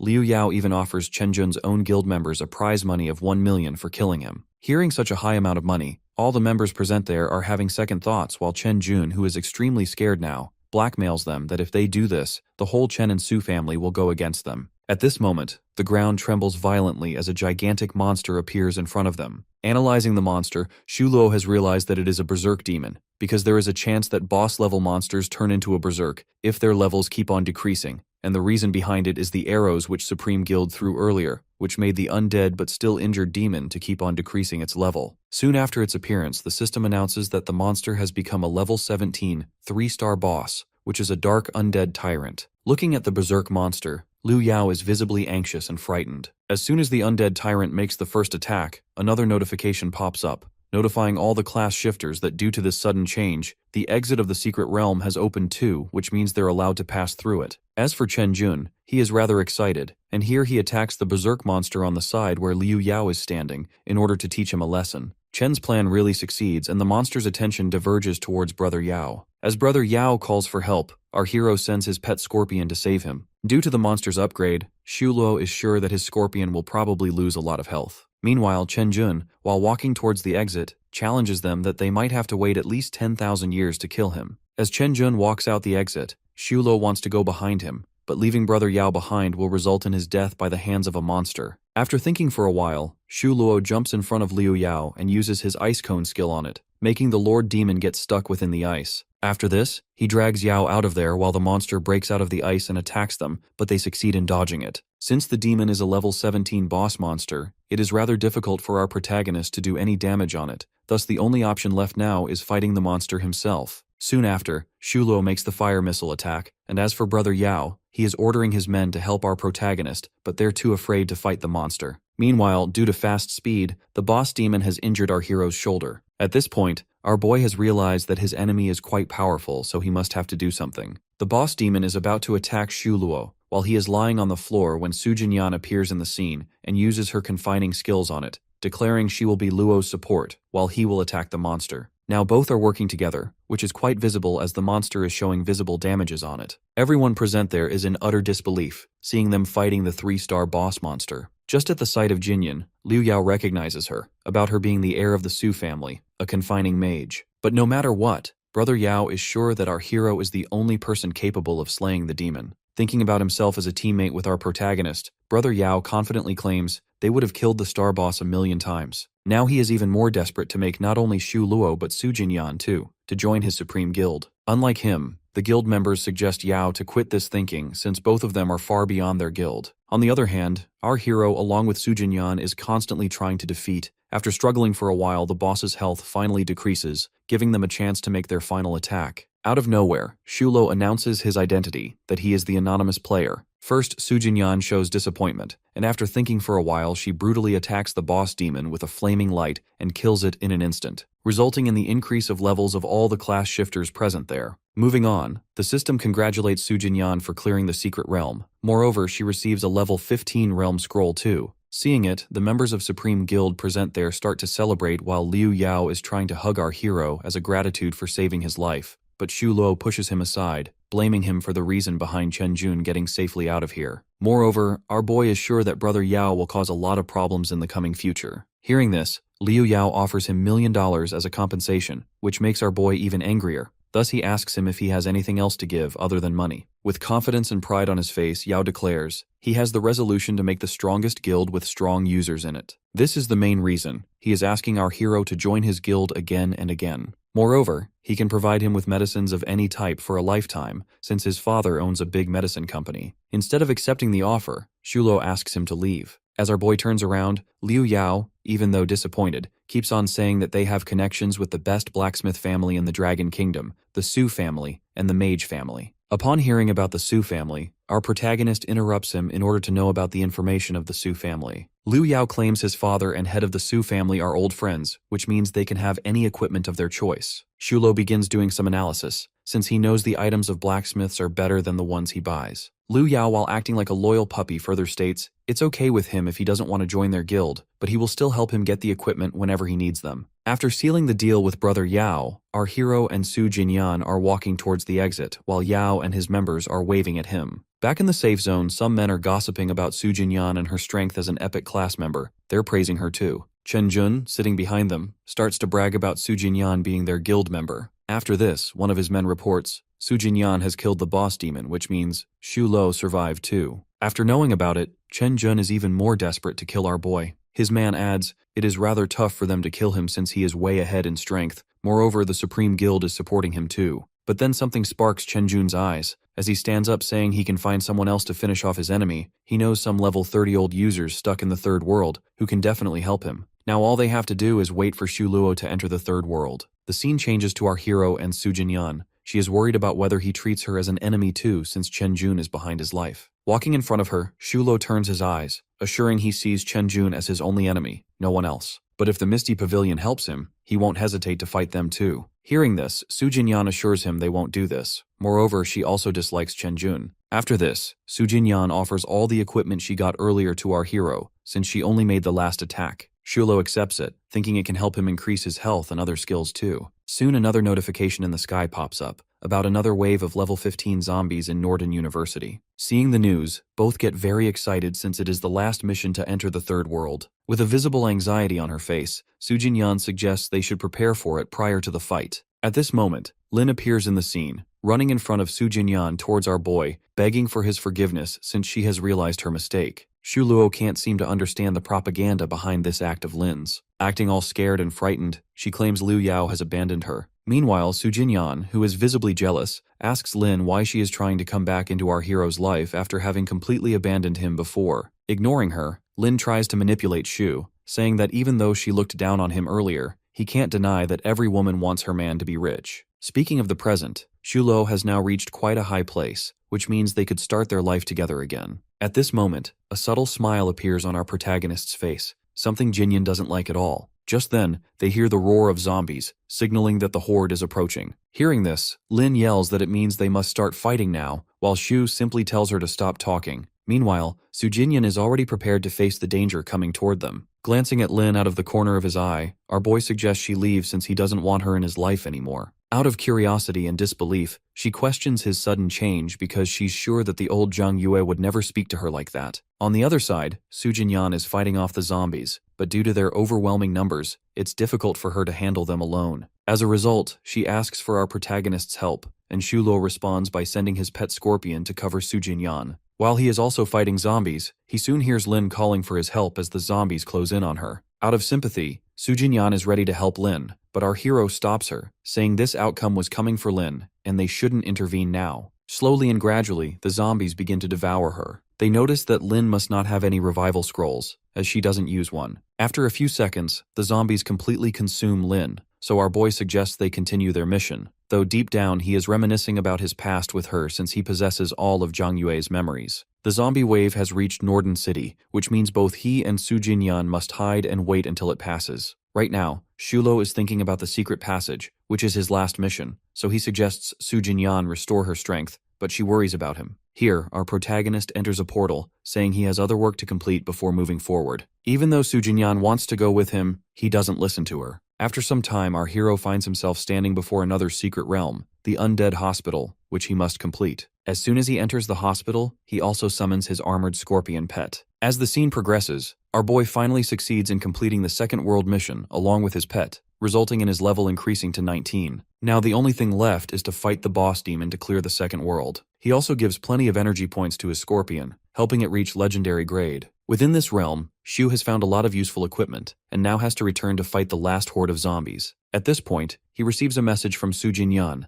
asking if he wants to fight the boss demon since the zombie wave is gone, while brother Yao also texts, explaining the boss demon is level 20, 3-star. Shu is certain Sujinyan can help him a lot, but he can't leave Liu Yao behind, since he helped him out before. Therefore, our protagonist texts both of them to meet at the undead emperor's door within 15 minutes, and both agree. Outside Norden City, all of them are meeting according to their deal, but Liu Yao has brought all of his guild members, which Sujinyan doesn't find very reliable. Laughing it off, brother Yao claims that even though their boss, he is referring to Shu Luo, can kill the boss demon alone, they must all be prepared just in case. With no other choice, our hero agrees to this plan. At this point, a notification pops up, asking if everyone is ready to challenge the final boss. As soon as our protagonist clicks the agree button, a portal opens before them. Shulo and Sujinyan walk in front, and Liu Yao orders his men to follow. Now all of them pass through the portal and arrive on the other side, ready to face the boss demon, which is a level 20, 3-star undead emperor. Seeing such a gigantic monster, especially compared to the first world boss boar, everyone becomes very frightened. They aren't confident about surviving against such a powerful opponent. Meanwhile, Shu, standing at the front, suggests they keep their distance from the boss monster. After this, he summons his pet scorpion and gets ready to challenge the enemy. In the first secret realm of the second world, they received a lot of experience points and pet eggs, which means the boss and scorpion's levels are now quite close. Suddenly, the boss zombie, who is able to speak, challenges them, saying he will give them a taste of death. Now the real fight officially begins. As the armored titan attacks the boss, our boy also unleashes a super fireball spell. Fighting the boss monster is no longer an impossible task thanks to his new equipment and recent upgrades. The boss demon then strikes his hand into the ground, splitting it into two as tentacles emerge. Everyone runs for their lives while the scorpion and boss monster clash. Soon, the armored scorpion becomes severely injured, prompting Liu Yao and several members to try healing it. In fact, they succeed in healing it. As the monster is about to attack our protagonist, the pet scorpion jumps between them while Su Jinyan attacks the boss with her controlling powers, making it even angrier. Afterward, she yells at our hero to do something since she won't be able to hold the enemy for long,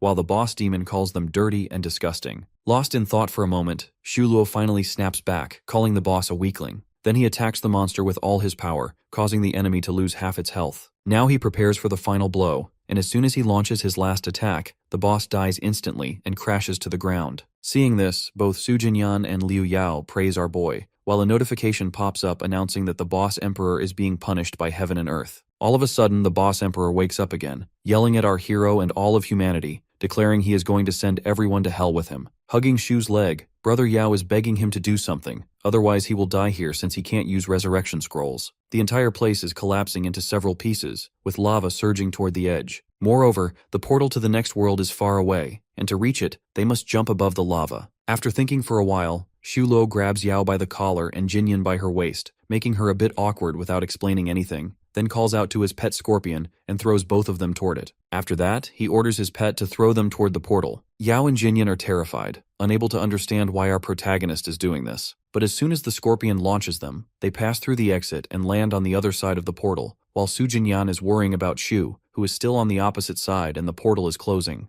Turning to our boy and his scorpion, both are now preparing to exit the second world. As soon as the scorpion throws him toward the exit, he summons it as well. But the portal is barely open. As he gets close to the portal, lava splashes up in front of him, jarring his momentum, which he tries to halt with his weapon. On the other side of the portal, both Su Jinyan and Liu Yao are anxiously watching and praying for Xu Luo since the portal is almost closed. Just as the portal shuts, our hero jumps through it, and upon seeing him, Liu Yao and Su Jinyan become extremely excited and rush to him, asking if he is all right. He assures them that he is fine except for a few injuries from the explosion. Then the system congratulates User 0, Su Jinyan, and Supreme Starburst on completing the second world. With this news, Brother Yao is overjoyed and promises to give Shu 1 million yuan as thanks for his help. Now our protagonist is heading home for some rest when Jinyan calls out to him from behind. She reports that Chen Jun has left the Misty Pavilion, which means he will definitely try to find other ways to kill Xu Luo. As our boy leaves, Liu Yao immediately starts offering Su Jinyan a chance to team up so they can help each other in this world,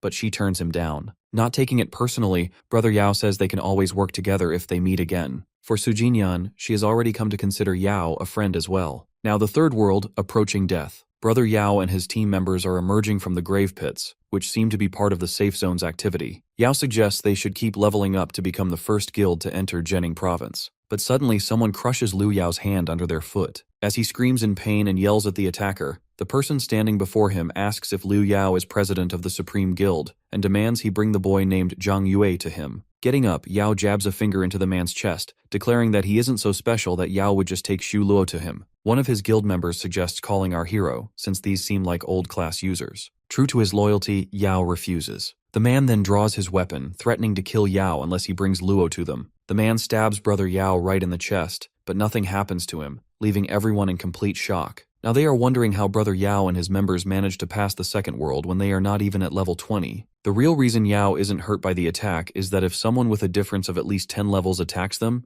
they are protected. Meanwhile, one of his men suggests he should try to run away, but it seems like escaping will not be possible. Soon after, the thugs' men start beating them, which is possible since they are level 25 class shifters. After some time, as the fight slows down, Brother Yao is sitting on the ground while one of his men reports that the thugs are a mercenary group who prey on other groups and take their bounties as well. Since they are very scared, the thug asks Yao again to call our protagonist, threatening to kill him otherwise. Switching to the real world, Xu Luo is talking with the staff at the hospital while sitting on the bed in his room. The staff assures him that they have received the treatment fees for his brother and promise to take good care of him. After expressing his appreciation for their kindness, he ends the call. Now, our boy is reading a text from Liu Yao, who has sent him a large sum of money to help. Seeing the message, Xu Luo thinks the problem of hospital expenses is solved, so he doesn't need to worry any longer. Soon after, he receives another call, this time from a member of the Supreme Guild, who is loudly begging our hero to save their president, Liu Yao. Returning to the alternate world, Yao and one of his men are sitting on the ground with their heads bowed. The men sent by Chen Jun are standing all around, waiting for our protagonist. One of them reports to the boss that someone is approaching. It is none other than Xu Luo, who walks toward them and orders the release of Liu Yao and his men. Looking at him, the boss says he has been paid a huge amount to kill Xu, which means someone will have to die today. Upon hearing this, Brother Yao starts offering them 100 million individually. One of the thugs starts having second thoughts, but the boss yells for him to choose between life or money, explaining that Mr. Gu, who gave them the mission, will likely kill them if they fail. They continue to look down on our boy, thinking he is only a beast tamer. Moving onward, one of them dashes toward Xu Luo to attack, but our hero freezes him in ice with his skill. Seeing this, another man comes forward to attack, but our protagonist uses his fire skill and kills him. The boss cannot believe a low level is killing level 25 warriors so easily. Taking matters into his own hands, he attacks our hero from behind and manages to injure Xu Luo. Seeing this, the man becomes very excited and rushes at our boy again, preparing another attack. By now, Xu Luo realizes that, as a level 30 assassin,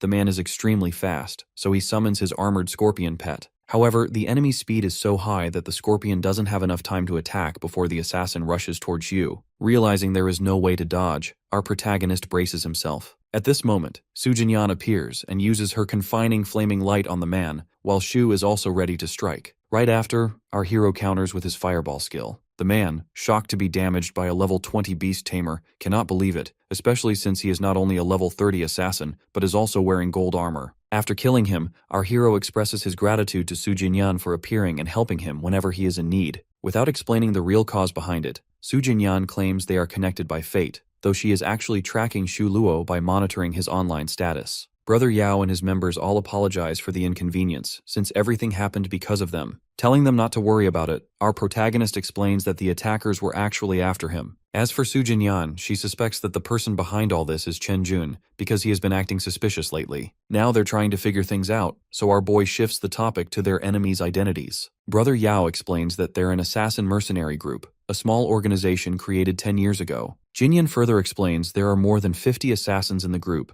but none have reached above level 30. Hearing this, Yao wonders why, after 10 years in this world, they are only level 30. To clarify, Xu Luo explains that a second job is required to surpass level 30. Without it, no one can break through that barrier. Upon hearing this, a member of the Supreme Guild shouts that it means these assassins have been living in the world for 10 years, robbing equipment from others, which is obvious by looking at their gold attributes. Unlike the others, Brother Yao struggles to believe it, since he offered them money too, and if they were really after money, they would have accepted it. Therefore, our protagonist suggests that it seems like the assassins are being forced by someone, which means they will probably attack again. Yao warns that they should do something, because next time, they may not be lucky enough to win against the level 30 players. At this point, Xu Luo asks if Yao can really help him craft equipment from the Xiao family, since they have close ties. As Liu Yao asks what type of equipment he needs, our hero explains that any equipment under level 20 is fine, but it must have the Heart of Demon effect. As he walks away from them, Yao wonders about the significance of this equipment. Xu Luo claims that their survival in this world depends on it. Back in the real world, Chen Jun is yelling at the assassin for losing to the beast tamer. The man is Shashu Peiqi, leader of the mercenary group, who assures Chen Jun that he himself will go and kill their enemy. Chen Jun warns him not to repeat his teammates' mistakes. Meanwhile, our hero is refining his strength while thinking about the mercenary group, knowing he is not capable of fighting them head-on. For the Third World's missions, Death Caesar is raising the tomb defense from 300 to 2,000, and the completion of one task with a difficulty above 300. After this, they can challenge the boss monster. Additionally, the Death Caesar attacks every night at midnight for 10 minutes, and if any player fails to return to their tomb, or if their tomb's defense drops to 0, they will be killed instantly. This means even assassins must go back to their tombs, and this is Shu's only chance to fight them. For now, our boy is waiting for Liu Yao's message about the equipment. Soon after, Brother Yao sends him a text confirming the equipment is ready. After walking for a while, Xu Luo has finally found Gravekeeper Lifa, who seems very frightened of the Death Caesar. Xu Luo approaches him and asks whether he needs some help. Seeing the adventurer, Lifa gives our boy a mission to go to the City of Death, in the east of the Holy Light Cemetery, and wipe out the skeleton army present there. The skeleton army is one of the main forces of the Death Caesar. As long as someone kills them, the ruler of death will definitely wake up. This is what our hero has been wanting to happen, so he agrees to take the mission. After this, the Gravekeeper wishes him good luck. This mission involves 300 skeleton warriors, 300 skeleton archers, 300 skeleton mages, and 300 skeletons, and the time to complete this mission is 3 days. Even though it's considered a normal mission according to the Third World, in front of the undead catastrophe of the second world, it is rather difficult to complete. Moreover, during the mission, if someone leaves the Holy Light Cemetery, it means they're choosing their own death. After some time, Shu is fighting the Death Caesar, and due to this fight, our hero's cemetery has only 121 remaining defense points. Now, our protagonist is using the equipment made from darkness, devil's eyes, and the heart of demon, and because of this, he manages to resist the damage being caused by the ruler of death. The staff made with the material of the heart of the demon is a perfect piece of equipment during the fight against Death Caesar. It is because without it, your health or strength doesn't matter. If someone is within its range, the person will die gradually. But the heart of the demon provides immunity against the demon. In his previous life, Shu Luo discovered this by chance, when he was in the fourth world, that such equipment can only be made by a skilled craftsman. Even though he had this equipment in his last life too, compared to this one, the last one wasn't nearly as reliable. Now he's going somewhere else. Meanwhile, in the tombstone, Brother Yao seems very afraid of the Death Caesar, while one of his men is worrying about raising their level, because otherwise, their tomb's defense will instantly drop to 0, resulting in their death. Here, Chen Jun appears in the scene, mocking Yao for not leaving the safe zone. One of Jun's members also suggests increasing their level, but Chen Jun gets furious at him, saying their only mission is finding our hero, and they should focus on that. The man claims to be acting on his mission and also warns Chen Jun not to harm Qi, otherwise he will regret it. Chen Jun states it depends on his obedience. If he succeeds in his mission, he will get his daughter back. This shows Chen Jun is blackmailing them. Walking away from Liu Yao, they suggest he should tell them the whereabouts of Shu Luo, otherwise he'll get killed either by them or by the ruler of death, because no one will come to save him. As anger takes over his face, he completely despises Chen Jun, who looks down at the lower-ranked players. Su Jinyan comes running into the scene, asking about Shu Luo. One of the men claims he is missing after taking the equipment from Yao, but then a thought hits all of their minds. Now they are thinking that Shu Luo used them to get the equipment so he could fight the demon with it, and now he has run away, leaving them behind to fight the assassin group and die in the Holy Light Cemetery. Unlike the others, Liu Yao isn't doubting our protagonist, since he believes in him. In this instance, Liu Yao receives a message from Shu, who is asking for help. Yao starts bragging about it, while Su Jinyan is becoming jealous at the idea of him getting help from Liu Yao instead of her. Now she feels she must do something to make him realize she is better than Brother Yao. After this, Liu reports everything to our hero, explaining that Chen Jun has entered the third world, along with 10 high-level assassins, and that he is blackmailing them to complete his mission, as he has kidnapped the daughter of the highest-ranked person. After this, he questions our boy about his location. Shu, without any hesitation, tells him he is in the City of Death. After some time, while walking in the City of Death, Su Jinyan claims it won't be easy for them to fight the monsters here, as most of them are between the levels of 25 and 28. At this moment, a hand emerges from the ground, which startles Su Jinyan, causing her to scream. As the monster is about to attack her, out of nowhere, someone freezes it using the ice cone technique. Then a hand reaches out to hold her. It is Shu Luo. While holding Jinyan by her waist, our hero is trying to kill the monster, and Su Jinyan is feeling shy due to this, since Shu Luo has saved her again, just like in the first world. On the other hand, in the safe zone, some men are gossiping about Chen Jun and their own leader who helped Jun clear the second world. One of them can't figure out the reason behind it, while the other claims that as long as someone gives him money, he will do anything for them. The assassin whose daughter is being held by Chen Jun is resolute to give a brutal death to our boy. Here he sees someone with a cloak over his head running away. He tries to catch him but fails, so he lets him go, thinking no matter what, he will die anyway. After some time, the man approaches Liu Yao and reports to him about the assassins, saying they're looking for someone named Zhang Yue and want to kill him inside the graveyard. Shaking hands with that player, Liu Yao assures him about the money, then orders him not to tell anyone about their deal. After thanking Liu Yao, the man goes away. Meanwhile, one of the Supreme Guild members claims Shu Luo is just using them and they should inform the mercenaries and get rid of them. But Brother Yao insists he isn't using anyone, but rather wants them to return to the safe zone. Again, the member says he won't be able to fight the high-level mercenaries alone, but in complete anger, Liu Yao tells the man to stay quiet. In fact, he completely believes in our hero, unlike the others. The scene shifts to the City of Death. While standing together, Su Jinyan thanks our protagonist and also asks about his leveling up. In response, he claims he has only managed to increase 1 level, which is rather slow. Shocked, Jinyan wonders how that could be slow, since she hasn't seen him for a couple of days, and he has already increased his level. Meanwhile, our hero is strategizing about how to survive against the ruler of death. This is because the defense of the graveyard can only withstand 3 attacks,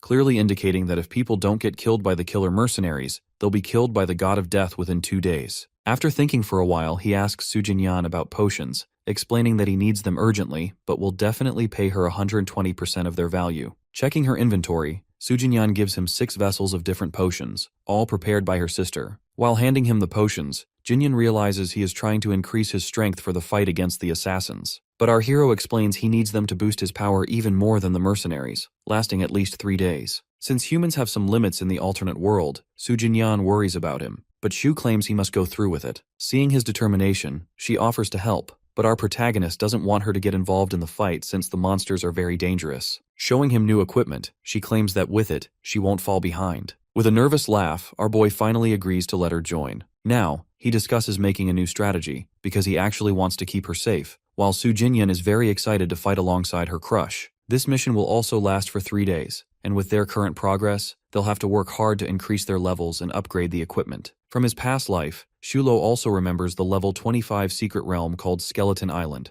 This realm can help him level up. Getting the secret realm scroll as a reward and completing the mission is enough for leveling up. As for Su Jinyan, she is eager to help him complete the mission. As they accept the challenge, as always, a portal appears before them. Entering the portal, they find themselves on Skeleton Island, where an NPC mage named Lao Rue stands before them. Like any mage, he asks our hero if he is here to fight the monsters, and when Shu agrees, Lao Rue hands him a token and wishes him luck so he doesn't get killed by a monster. Upon accepting the token, a notification pops up, stating that after killing every skeleton monster, he will get 10 refining chances, each costing at least 20 alternate energy, and may also receive a gold mission. Seeing his expression, Su Jinyan asks about the reason for his stress. Our protagonist answers that the secret realm has a chance to refine to the gold order, but it requires a lot of time. Hearing this, Su Jinyan gets worried too, since refining takes a lot of alternate energy, which most ordinary people don't have. Glancing at her, our boy brags that he will never lack alternate energy. Now, they move forward to complete the mission while battling monsters. After fighting plenty of demons, the order hasn't changed yet, but Su Jinyan appears tired.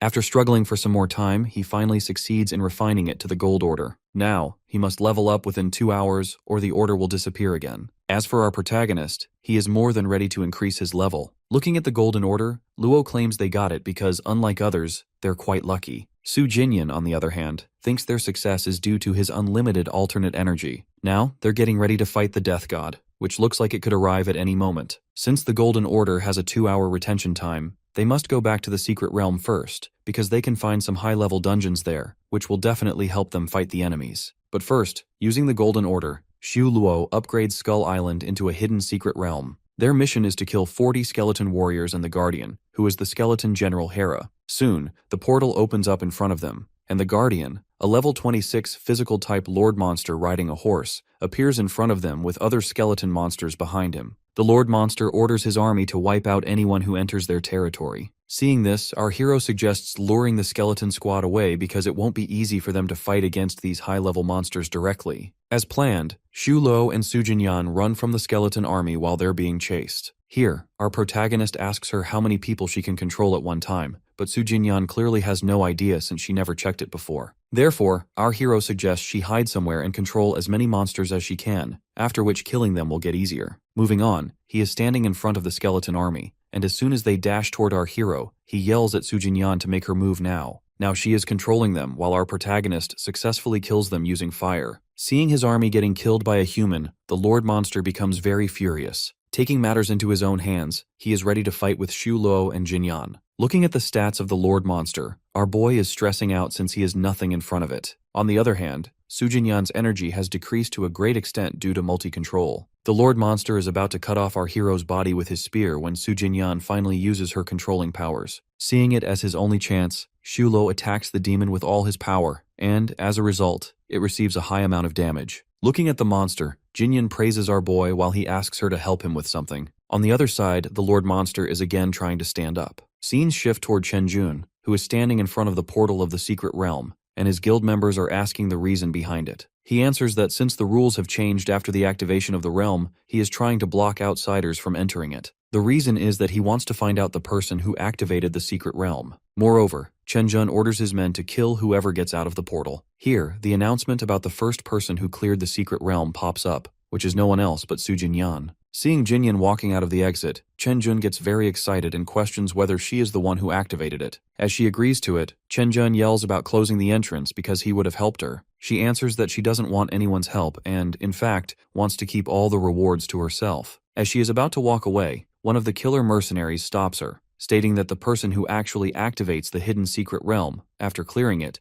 doesn't receive the bounty scroll as a reward. It means she didn't enter the realm alone. Seeing them suspecting her, Sujinyan gets extremely scared. After making up the story, Sujinyan explains that it was actually her best friend who opened the secret realm, while she simply cleared it before her friend could. The assassin, still doubting her, questions her about this friend. Sujinyan replies that her friend is gone, and while acting a bit annoyed and angry, she yells at Chenjun for letting his men interrogate her right in front of him. Nervously, he suggests she shouldn't bother him since he knows nothing about her. As she walks away from them, Jun asks her out for a meal, but Jinyan rejects him, telling him not to follow her anymore. After she's gone, Chenjun questions the man whether he is sure about Shu Luo still being in the safe zone and not in the secret realm. Furthermore, Chenjun's guild members saw our protagonist trying to leave, but he couldn't succeed due to the guards posted at the entrance. Since tonight is the last night, Jun emphasizes that Shu Luo must not get out until midnight. After that, the defense of his tomb will drop to 0, which means he will surely die. Moreover, Jun even praises our hero and Liu Yao. After walking for a while, Sujinyan finally reaches the woods and calls for our boy. At that moment, our protagonist steps out from behind a huge stone. Seeing him, she immediately starts talking, admitting that after getting out of the exit, she was really afraid Chenjun might spot him. She also questions Shu Luo about whether he knew Chenjun and the killer mercenaries would be waiting outside the portal. Shu Luo explains that he hired very strong assassins, so it was clear Chenjun would come to see who got the rewards, and even try to take them if he could. Jinyan finally understands why our hero asked her for a favor earlier in the secret realm, which was to have Su Jinyan deliver the last attack on the monster so his identity wouldn't be revealed in front of others. Here, our boy apologizes for using her but explains he didn't want any drama after his identity was revealed. Hearing this, Su Jinyan reassures him not to worry and says she's actually happy to help.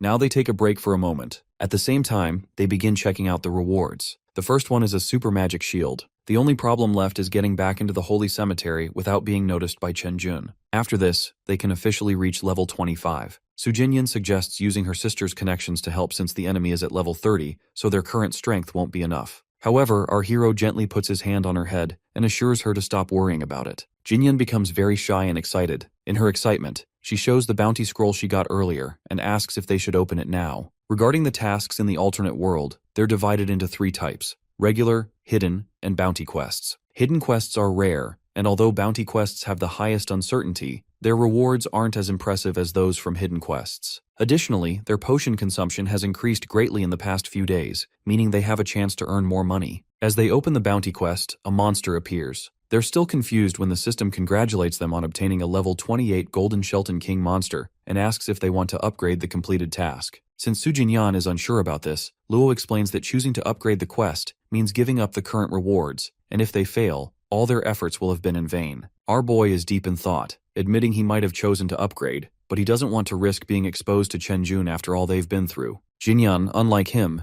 insists they should seize this rare opportunity before Chenjun learns about it. Agreeing with her, Shu Luo decides to accept, and soon a notification announces the upgrade of the hidden quest to hunt the Shelton King. They have 1 hour to complete the mission. Looking at the reward category, Su Jinyan is quite excited, but our hero feels it will be difficult to complete the mission since there are only 2 of them. Suddenly they hear whispers about the boss monster spawning. Quickly, Shu Luo puts his hand on Su Jinyan's face and hides both of them behind a gigantic rock. Meanwhile, Chenjun is approaching the monster, hoping for plenty of rewards. When he sees the monster, a level 28 king demon, Chenjun is very frightened, but he orders the killer mercenaries to attack and wear it down, reserving the final blow for himself. Watching the king monster, the leader of the mercenaries explains the plan to his team. Afterwards, he charges at the demon, and following their strategy, they attack one by one. Meanwhile, Su Jinyan and our boy, still hidden behind the rock, observe the fight silently. Here, Su Jinyan wonders if our hero is waiting for them to drain the monster's stamina. In response, Shu Luo uses the idiom, "The mantis stalks the cicada," unaware of the oriole behind, grinning as he does so. Seeing the mercenaries fighting the Lord Monster, Su Jinyan genuinely thinks they're quite strong,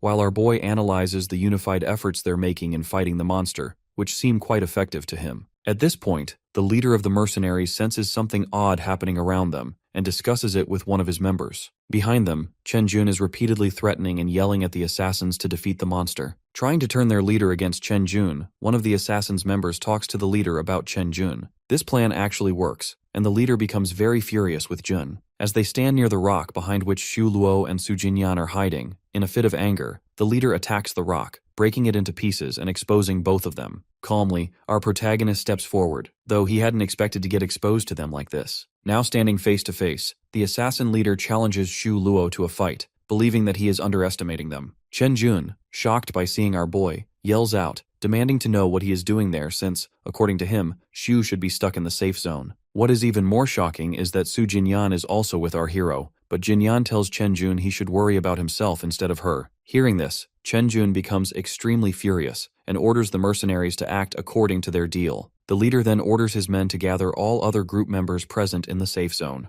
Our hero and the leader are now ready for a battle. Soon the assassin dashes toward our protagonist with impressive speed, and seeing him coming, Shulo pushes Jinyan aside and takes the attack himself, falling to the ground. At this point, the mercenary declares that he will kill Xu Luo with his own hands while our boy is still lying on the floor. But then Su Jinyan attacks, saying she will never let anyone harm Xu Luo. While she is controlling the mercenary, our protagonist uses 3 magics simultaneously on him, leaving the leader assassin pretty injured. On the other side, the Lord Monster is getting out of control, and the assassins are unable to manage him, so they start yelling for help. Looking at our hero and Su Jinyan out of the corner of his eye, the leader dashes toward the monster, while our boy is thinking of a way he can get a chance to kill the monster, so he suggests killing the boss monster first. Back in the safe zone, Liu Yao and his group members are trying to think of a way to survive. One of them suggests that they should have handed over Xu Luo to the assassin group, while everyone else just sits there quietly, even Liu. After a while, they see the mercenaries leaving the safe zone and finally breathe a sigh of relief. However, Liu is still worried that the assassin may have discovered that our hero is not in the safe zone. One group member tells him to stop worrying about Xu Luo because now they have a chance to kill the monsters. Otherwise, everyone will die here. Still thinking and worrying about our protagonist, Brother Yao isn't ready to leave him with the mercenaries if they're really targeting him. Hearing this, all his group members are in complete shock and disbelief. After thinking it over, Liu orders all the guild members to move toward the City of Death, even offering to double their salary if they join him. Now he is walking alone out of the safe zone to help our boy, while the others whisper about him, but, not wanting to lose the money, they start following him as well. The scene shifts back to the fight between the monster and the assassins. The leader and Naiba is running toward the monster, while the leader yells at Naiba that his only task is to weaken the monster, since he will be the one to kill it. Therefore, Naiba uses flowing light magic on the monster, but suddenly the boss monster attacks Naiba with its gigantic hand, knocking him to the ground with full force. Now all 3 parties are staring at each other. Looking at the situation, Chen Jun seems quite frightened, and on the other hand, the monster makes its first attack on them. Working together with Su Jinyan, Xu Luo is ready to kill the monster, but at this moment, the leader runs toward our hero from behind because he won't let our protagonist kill the boss monster this easily. The leader is about to attack our boy from behind when someone suddenly strikes him, causing him to miss his chance. It turns out to be the Supreme Guild members sent by Brother Yao, who have arrived to protect Xu Luo. Seeing them step in,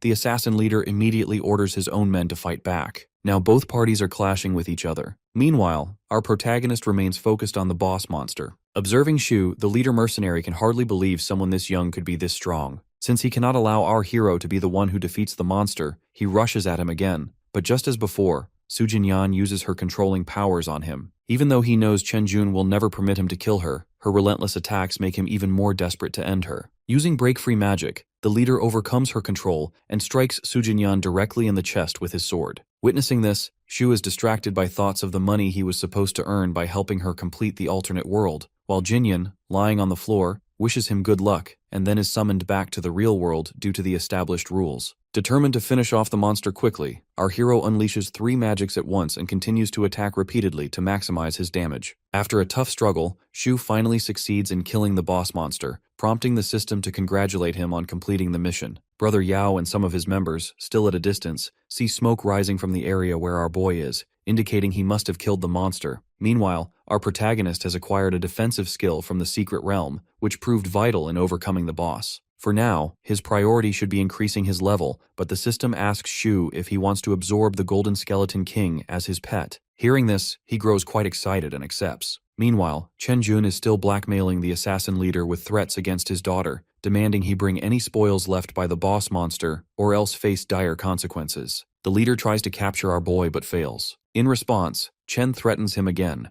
which finally agitates the leader to the point that, instead of focusing on Xu Luo, he rushes at Chen Jun and kicks him forcefully in the chest, knocking him to the ground. Sword pointed at Chen, he threatens to kill him if he dares touch his daughter. Attempting to calm him down, Chen tries to change the subject, warning that if she doesn't kill Xu Luo now, his level and strength will increase even further. Walking away from Chen Jun, the leader claims he is strong enough to kill our hero at any moment. As for Brother Yao and his guild members, they remain in the area, panicking over the current situation since Xu has left them behind. Spotting them, the assassin leader is about to order his members to kill them, but Chen Jun has other plans. He knows Xu will definitely come to save Brother Yao. Turning back to our protagonist, he has now reached level 25 and is also prepared to keep the boss monster as his pet. Suddenly, Xu receives a message from the general of the Misty Pavilion Guild, who tries to manipulate him by claiming that Jinyan died because of him, and that even the Supreme Guild members are stuck because they tried to save him, yet he simply ran away without helping. Our boy also gets a text from Jinyan, who tells him to wait for her so they can face the assassins together, but Xu rejects this without hesitation, as he intends to take down the leader alone as revenge for killing her. Moving forward, Brother Yao is sitting on the ground with his hands covering his face, while some of the members stand beside him. His face is brutally swollen and marked with bruises, and he is quietly praying for Xu's arrival. At this exact moment, Xu Luo appears, walking toward them and entering the scene. Upon seeing him, Chen Jun lets out an evil laugh, convinced that our boy is a fool for showing up.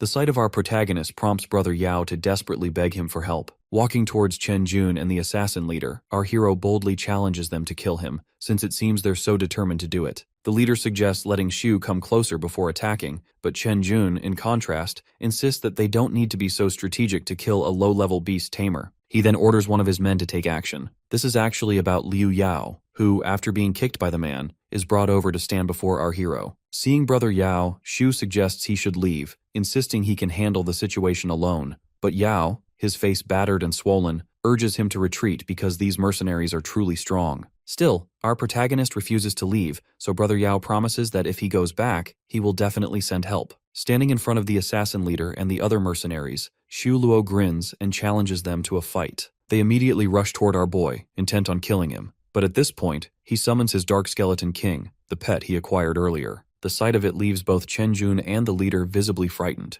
Our protagonist knew he couldn't take on the mercenaries with just his pet scorpion, but when he accepted the Golden Skeleton King as his pet, it devoured the scorpion and transformed into the rare Dark Skeleton King, gaining many new skills during the upgrade. Xu even acquired the Necromancer suit. After refining it, he obtained several Demon Slayer items. Additionally, he used defensive boots to boost his defense, and with the warrior attributes, his offense improved as well. After all this preparation, our hero finally felt ready for the challenge. In the present, the dark monster launches an attack on the mercenaries, killing many of them in a single blow, which seems unreal to everyone witnessing it. Assessing the situation, Chen Jun yells at the leader to take matters into his own hands if he wants to ensure his daughter's survival. Preparing to face our protagonist, the leader is already considering killing Chen Jun too, after saving his daughter, and to avenge his fallen brothers. With impressive speed, he attacks our boy from above, but Xu stops the assault using his staff. At the same moment, our hero's other pet, acquired during the upgrade, attacks the leader from behind, since he now has two pets at his command. The Lord Pet attacks the leader from behind, while Xu Luo also uses his magic against him, sending him flying far across the ground.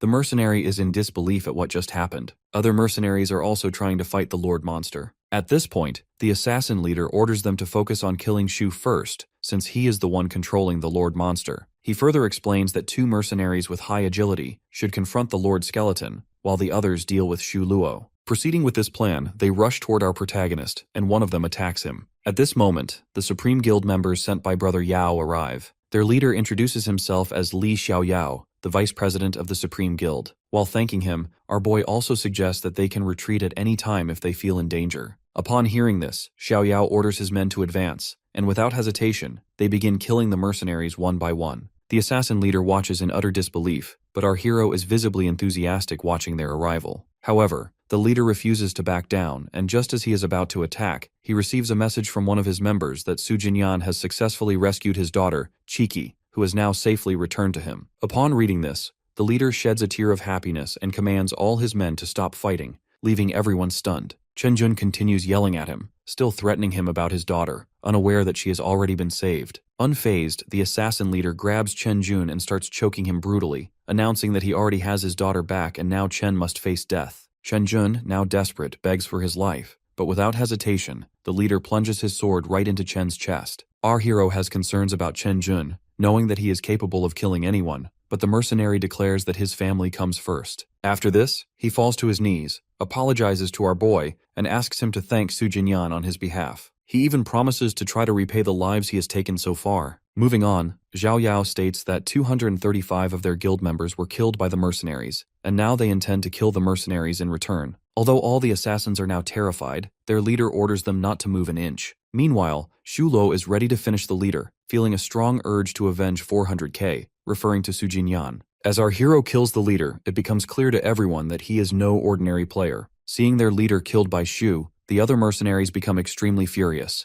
and as they prepare to fight our hero on their boss's behalf, all of them suddenly receive a message from the leader. The text announces that he has gotten Cheeky back thanks to Xu Luo and his friend, and from now on, if anyone dares to harm them, they'll be kicked out of the guild. While reading the message, every mercenary looks visibly shocked. Meanwhile, our protagonist is trying to gauge the situation by observing their expressions. As the mercenaries approach, the vice president of the Supreme Guild, Li Xiaoyao, begins to panic, but our boy suggests he should stay calm. In that instant, all the mercenaries drop to their knees before them, declaring their intent to repay the lives of all the Supreme Guild members they've killed so far. They explain they don't want their boss to bear the blame alone. To help them understand what it truly means to be citizens of the Dragon Nation, Xu Luo states that everyone should unite against mutual enemies rather than fighting each other, because protecting family and defending the Dragon Nation is the mark of a true player. Turning away and walking in the opposite direction, our protagonist announces he wants them to repay the loss in another way, by paying double the amount of the economic loss suffered by the Supreme Guild and by helping the guild clear the Third World. After hearing all the conditions, the mercenaries agree without hesitation. Soon, Xu Luo walks out of the portal, and Xiao Yao, watching his back, finally understands the reason for Brother Yao's admiration. Entering the safe zone, other players also admire his Lord Skeleton pet, unable to believe someone could actually possess such a creature. As for our hero, he is checking the stats of his new pet, which are very high overall except for the skills. However, he remembers the 2 skill books he received as a reward and considers using them now. While he is still working on his pet, Su Jinyan comes running toward him, calling out his name. Upon reaching him, her first question is whether he killed Chen Jun, so our protagonist explains that, although he tried, it was actually Peiki, the leader of the assassins, who killed him. Hearing this, she breathes a sigh of relief, prompting Xu to ask her why. She explains that Chen Jun is the only son of Chen Tianqi, who loves him dearly and will definitely seek revenge on anyone who kills his son. Our hero reflects that Su Jinyan is truly a loyal partner, first sacrificing herself and now coming here to warn him. At first, Su Jinyan feels a thrill, thinking he might have realized her feelings for him, but when he refers to her as a loyal partner, she seems disappointed. She asks him how he plans to make it up to her, since she lost a resurrection and suffered a level drop only because of him. Hearing this, Xu Luo promises to help her clear the alternate world, but says they'll do it tomorrow and today they should return to the real world for some rest. Jinyan seems very excited about the plan. After a while, our protagonist enters his apartment with a sense of relief, but just then, he receives a call from an unknown number. When he answers, the voice on the other end thanks him. It's Peiki. He explains that he got Xu's number from Su Jinyan because he wanted to officially thank him for his help. Looking at his daughter, Peiki says he could do anything for her,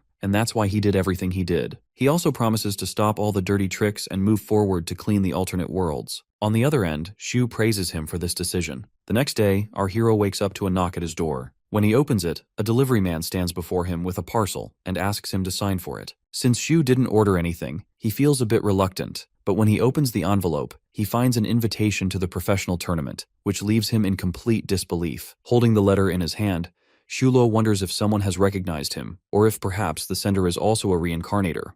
At that moment, a notification appears on our boy's phone. It is a message from the person on the other side asking him to check the news. Apparently someone has wiped out the professional guild's headquarters and killed a total of 45 professionals, including Peiki and his 9-year-old daughter. Our protagonist calls the culprits animals, disgusted that they didn't even spare a child. Picking up his jacket, he contemplates whether these murders and the letter arriving immediately afterward could really be a coincidence. Walking out of his apartment, Xu Luo is determined to find a new place as soon as possible. However, our hero remains suspicious that someone is following him, so he changes taxis multiple times and walks around the city repeatedly, trying to confuse any potential stalkers and lose his trail. Now, he is standing in front of a real estate agency. When a girl answers the door and asks if he is looking for an apartment, our boy confirms it, prompting her to describe a house she believes is suitable for him. She then asks if he is ready to go check it out, and Xu Luo agrees. After a while, the agent is showing our protagonist a house in the Shio yachting community, explaining the advantages of the property. Once he has looked around for a bit, our hero agrees to buy the apartment. Hearing this, The agent becomes excited and starts talking about the contract.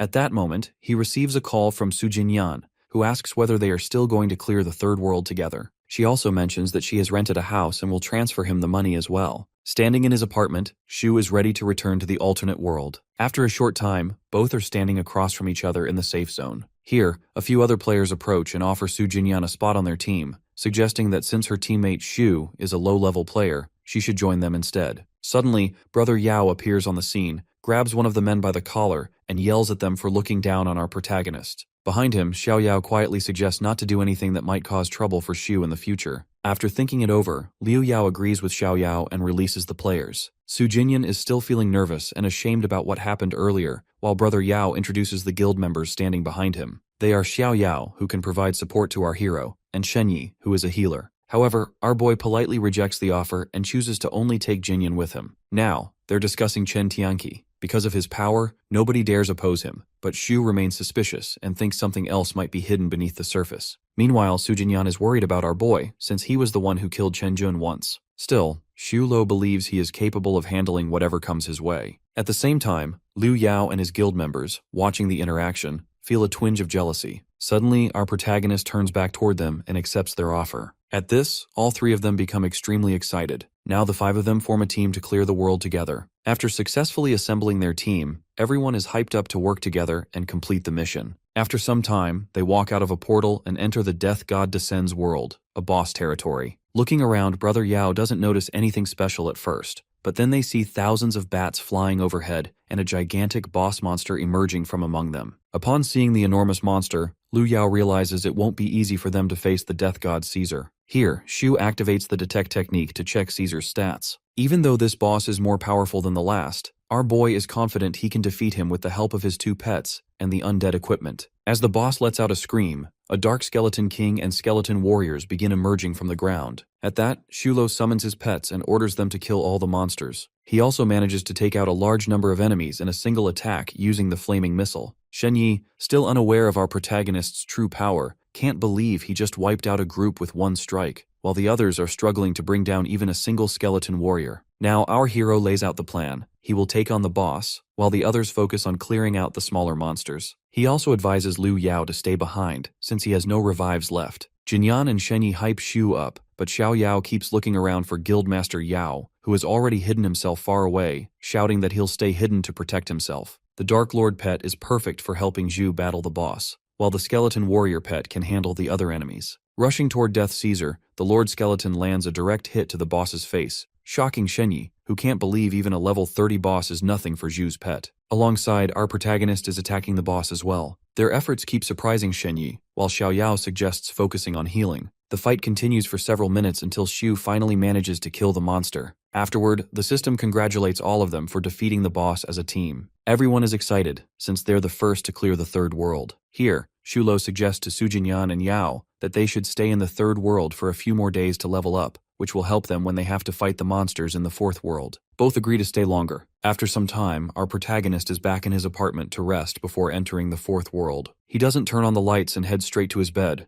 only to suddenly realize there's someone else lying there. In complete shock, he stands up and demands to know who the girl is, sleeping on his bed at that moment. The purple-haired girl lying on the bed isn't waking up, so Shu calls the realtor from whom he rented the apartment, asking whether it's supposed to be shared. The woman on the other end insists they informed him earlier, though she's clearly lying since our protagonist never received such information. Instead of admitting any mistake, she starts yelling that they did their best to find a good apartment for him and now he's just finding faults, when he's the one who never mentioned anything about sharing. It seems like our boy is the one who missed it, so he pleads with her to find a new place. She agrees to do it, but warns it will take some time. Standing by the door of the room where the girl is still sleeping, Shulo checks the invitation letter for the tournament he received earlier. It's for the 100th Pro League game, which will be held in half a month. He's determined to participate this time since, because of his death in his previous life, he never achieved a high record. Now, his main priority is reaching level 30 if he wants to compete in the Pro League. Standing before the portal, our hero is just about to enter the alternate world when he receives a text message from Yao, who's asking for a favor. In the third world, Shadowland,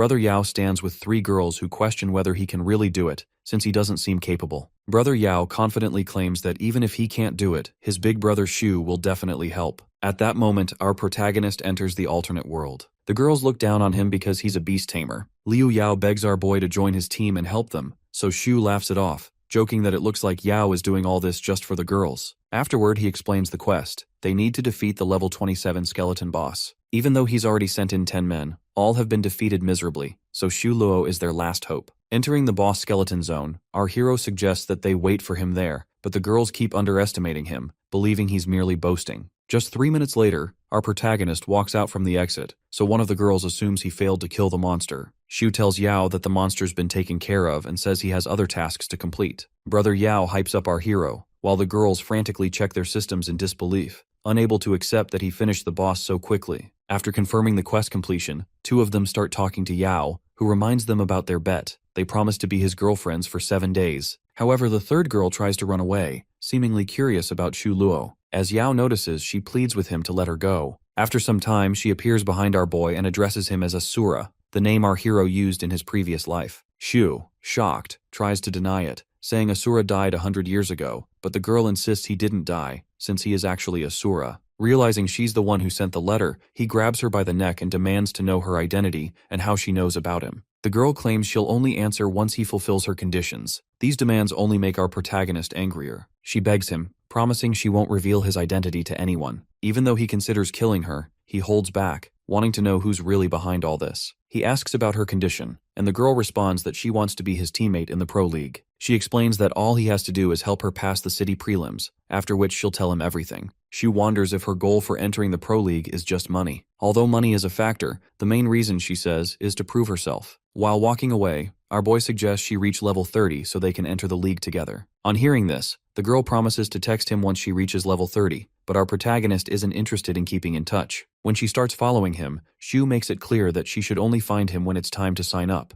He doesn't want any further contact before then. After this, our hero enters the 4th world, Dragon Valley. He finds himself in the safe zone, which is the Temple of Light. All the players from Linhai and Ganyan City are present here, due to the shared locations. The 2 main quests in this world are to kill at least 3 different Lord-class Dark Dragons, and to gain level 5 trust from 1 dragon. Only after completing these quests will he be able to face the boss. Once he reaches level 30, another pet slot will open, which means he could acquire a flying dragon as a pet. Now our protagonist is ready to tackle these quests first. Advancing into the Dark Mountains, our hero and his pets engage in battles against the dragons. To complete the quest, he must also earn the trust of 1 dragon. For fighting black dragons, his pets alone are strong enough. At the same time, he is researching dragons to better understand how to defeat them without trouble. Suddenly, our boy hears some strange noises, and when he looks up, he sees a swarm of flying dragons coming toward him. He realizes this kind of hidden quest has never happened to him before. After quickly upgrading, Shu Luo orders his pets to fight as well. However, the black dragons and light dragons begin fighting each other, and since the black dragons are weaker, Shu will only have to handle the light dragons. Just then, he catches sight of a level 35 Lord monster, which attacks him directly, but his pet acts as a shield and saves him. It turns out there are 3 of these level 35 dragons, making our protagonist think he might not survive long enough to finish the quest. Suddenly, one of the Lord Dragons starts talking, challenging our hero by declaring it will kill him. Shu Luo is stunned to hear a dragon speak. The Lord Dragon then offers him a choice: leave the Light Clan and join the Dark Clan, claiming that this is the only way for our protagonist to save himself. If Shu rejects the offer, it means he'll definitely die and lose a level 2, which he can't afford at the moment. It seems like our protagonist is getting trapped by the Dark Dragon clan, but with no other options, he has to join them. As he agrees to the offer, the Dark Dragon opens a portal and instructs him to step inside. On the other side, our boy finds himself standing in a dark hall. This hall isn't a safe zone, but rather the log-in, log-out, and respawn point. Standing before him is a Dark Dragon Knight, Leader Goya, who welcomes Shu Luo to the Dark Hall. Instantly, a notification pops up asking if he wants to join the Dark Clan.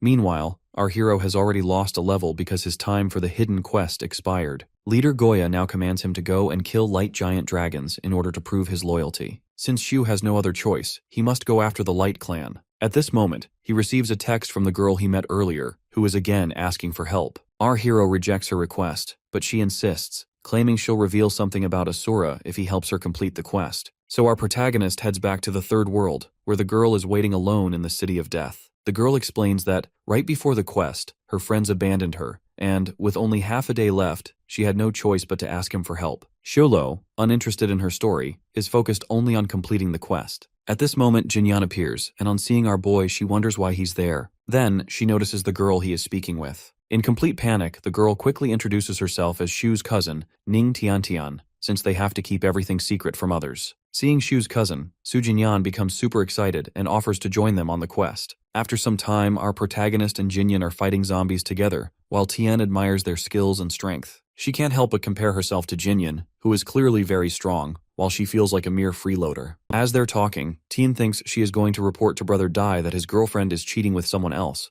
Meanwhile, Ning Tian is thanking our hero and Su Jinyan for their help. Once Su Jinyan leaves, our boy questions her about the secret of Asura. She reveals that Asura is currently living in Linhai City at the Shiyue Elegance community. Seeing how thoroughly informed she is about him, Xiulo, in complete disbelief, orders his pet to attack her. Tiantian is being strangled by Shu's pet, struggling to speak while insisting she'll only explain everything after the competition is over. Our protagonist realizes she's clever to come up with such a plan, so he orders the skeleton monster to let her go, causing Tian to fall to the ground. After this, he warns her to contact him only after reaching level 30, making it clear that killing her won't be difficult for him if she doesn't listen. Ning Tian, still coughing from the incident, promises the secret will stay just between them and insists no one else will ever find out. Yet Xiulo, still suspicious of her intentions, starts thinking about leaving his apartment. Meanwhile, in the fourth world, God of War, unrivaled, is looking at the text messages sent by Tian's friends. It's obvious he's the mysterious boyfriend who is now furious at her for cheating. A man standing beside him tries to agitate him further, saying no one is worthy enough to steal the vice leader's girlfriend. So far, they only know the man Tian was seen with is a beast tamer with a pet skeleton king, but his identity remains hidden. Since they are on a mission, the vice leader decides their first priority should be completing the quest, and he orders his guild members to finish off all the dark dragons. At that moment, a shadowy figure emerges from the smoke. As they attempt to recognize him, they see it's our boy, standing with his back toward them. The vice leader challenges him, declaring that he rules this place and that Shu should serve under him. When our boy turns around, the group is stunned to see a new face, finding it hard to believe someone could complete the third world so quickly. Fixing his gaze on our protagonist, Tian's boyfriend warns not to go against the God of War guild. Our hero, not knowing much about this guild, thinks it's best not to get involved with them just yet since he has other quests to complete. As he begins to walk away, the vice leader becomes so furious that he is about to attack, but other members hold him back, trying to calm him down. Now, they gossip about Xu Luo, doubting that a beast tamer could have cleared the world so quickly, and assuming he must be a top player from Linhai City, since Linhai and their own city, Ganyan, are connected in the fourth world. Looking at the new mission, the vice leader declares he will definitely kill Shu next time. The mission is a hidden opportunity, with a solo fight against the corpse dragon lined up. He instructs his members to help him take down the boss. After some time, they reach the place where the dragons are and rush toward them, the vice leader confident that he can kill the dragons. Suddenly, someone standing in front of the dark dragon attacks him, leaving him in disbelief. Xiulo emerges from the smoke, declaring that the boss dragon belongs to him. It quickly becomes clear that it won't be easy, as both want the boss dragon. The vice leader orders one of his members to finish our boy, but Shu wipes him out with a single attack. The vice leader can hardly believe a level 24 player was defeated so decisively. But then his focus shifts to the boss dragon standing next to our protagonist. He finds it odd that the dragon isn't attacking Shu. The truth is, our hero's quest is to protect the corpse dragon from them. Moving forward, Shu summons his skeleton king pet, and the vice leader finally realizes this is the very person with whom Tian cheated on him. Meanwhile, our hero is fully determined to complete this quest, especially after failing the last one. The vice leader grows even more furious, feeling that a mere beast tamer is stealing both his girlfriend and the dragon from him. He immediately orders his men to kill our protagonist as well. The guild members, already finding it hard enough to handle the dragon,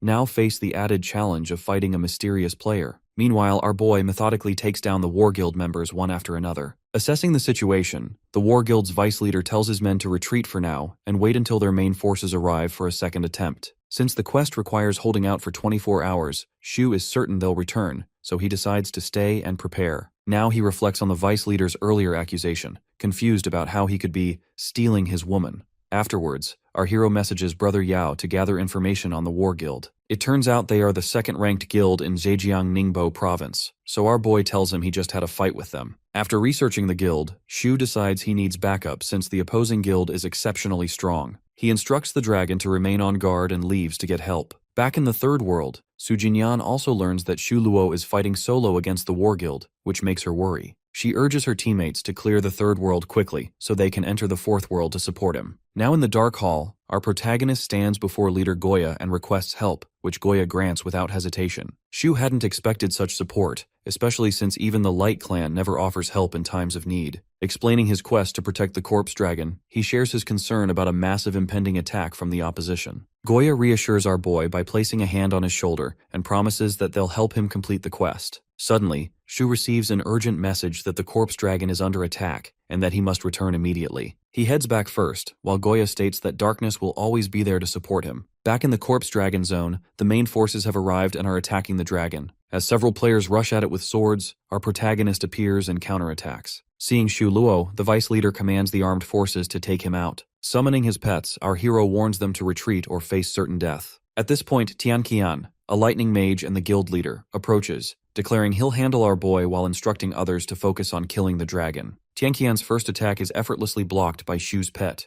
Qian is shocked that a beast tamer could be so strong that his attacks are completely ineffective. The group continues to attack our protagonist, but their efforts seem to have no effect on him at all. They're left wondering just what kind of player Shu Luo really is to possess such strength. Chen, unwilling to accept defeat at the hands of a beast tamer, attacks our boy again. Meanwhile, Shu remains determined to complete the quest. At that moment, a large number of dark dragons appear. This is the help our hero had requested earlier. Seeing the arrival of these powerful allies, Qian is visibly frightened, and our protagonist, grinning, asks if they still want to continue the fight. After pausing to consider the situation, Chen orders the War Guild members to retreat, leaving the vice leader in a state of complete shock, since this is a hidden quest he cannot afford to lose. However, the guild leader is not willing to let his members be killed for the sake of a quest. Qian also begins to wonder why the corpse dragon and lord dragons aren't attacking the beast tamer, realizing it seems like Shu is there to protect them and that completing the quest is now impossible. The vice leader eventually agrees with him, but Chen also promises that he will definitely meet our boy again. As for the vice leader, he remains extremely angry at our protagonist due to the misunderstanding caused by Tian's friends. After 24 hours and the completion of the quest, all the dragons are lying on the ground, resting, while Shu is stretched out on top of one of them. The system congratulates him on successfully finishing the quest. Petting the corpse dragon, Shu Luo tells it that it can leave now. As all the dragons take flight, our boy reviews the rewards he received from the quest. His trust level with the Dark Clan has now reached level 3 as well. With these new rewards, our protagonist can easily upgrade his pets, and now his next goal is to reach level 30 to unlock the second pet slot. Additionally, he decides to save the rare rewards for future use. At this moment, Shu receives a message from someone begging for help,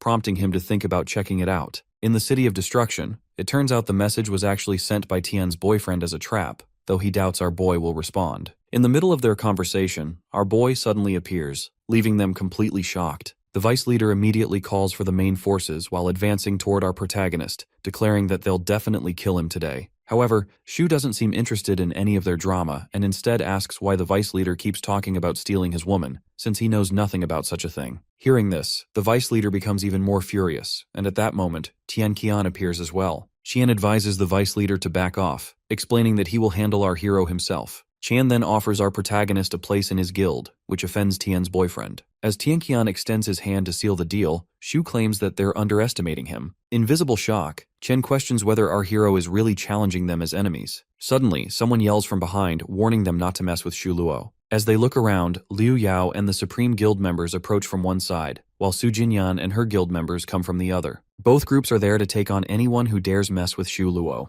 The appearance of the Supreme Guild and Misty Pavilion Guild leaves the vice leader quite shocked, while Chen boldly warns them not to go against his guild, boasting about their second-place ranking in the province. Brother Yao, however, retorts that he's far better looking and wealthier than Qian. Su Jinyan steps forward and challenges them, warning that if anyone lays a hand on our boy, she'll show them what the Misty Pavilion Guild is capable of. The War Guild vice leader thinks they can still take them, since both opposing guilds rank lower. Unlike him, Chen argues they shouldn't go through with it. But the vice leader persists, still insisting on a battle. Tianqian steps in, pointing out that the Pro League is coming up soon, so it's not worth wasting their strength on such trivial matters. Hearing this, even the vice leader concedes and apologizes for not thinking it through. He also begins to wonder about the background of our protagonist, seeing that 2 guilds are trying to protect him. Chen, meanwhile, remains determined to recruit Shu Luo for his own guild. Once the War Guild members depart, Liu Yao checks if our hero is all right. As Shu assures them he's fine, Su Jinyan remains furious at the War Guild. Afterward, our protagonist asks why they're all here.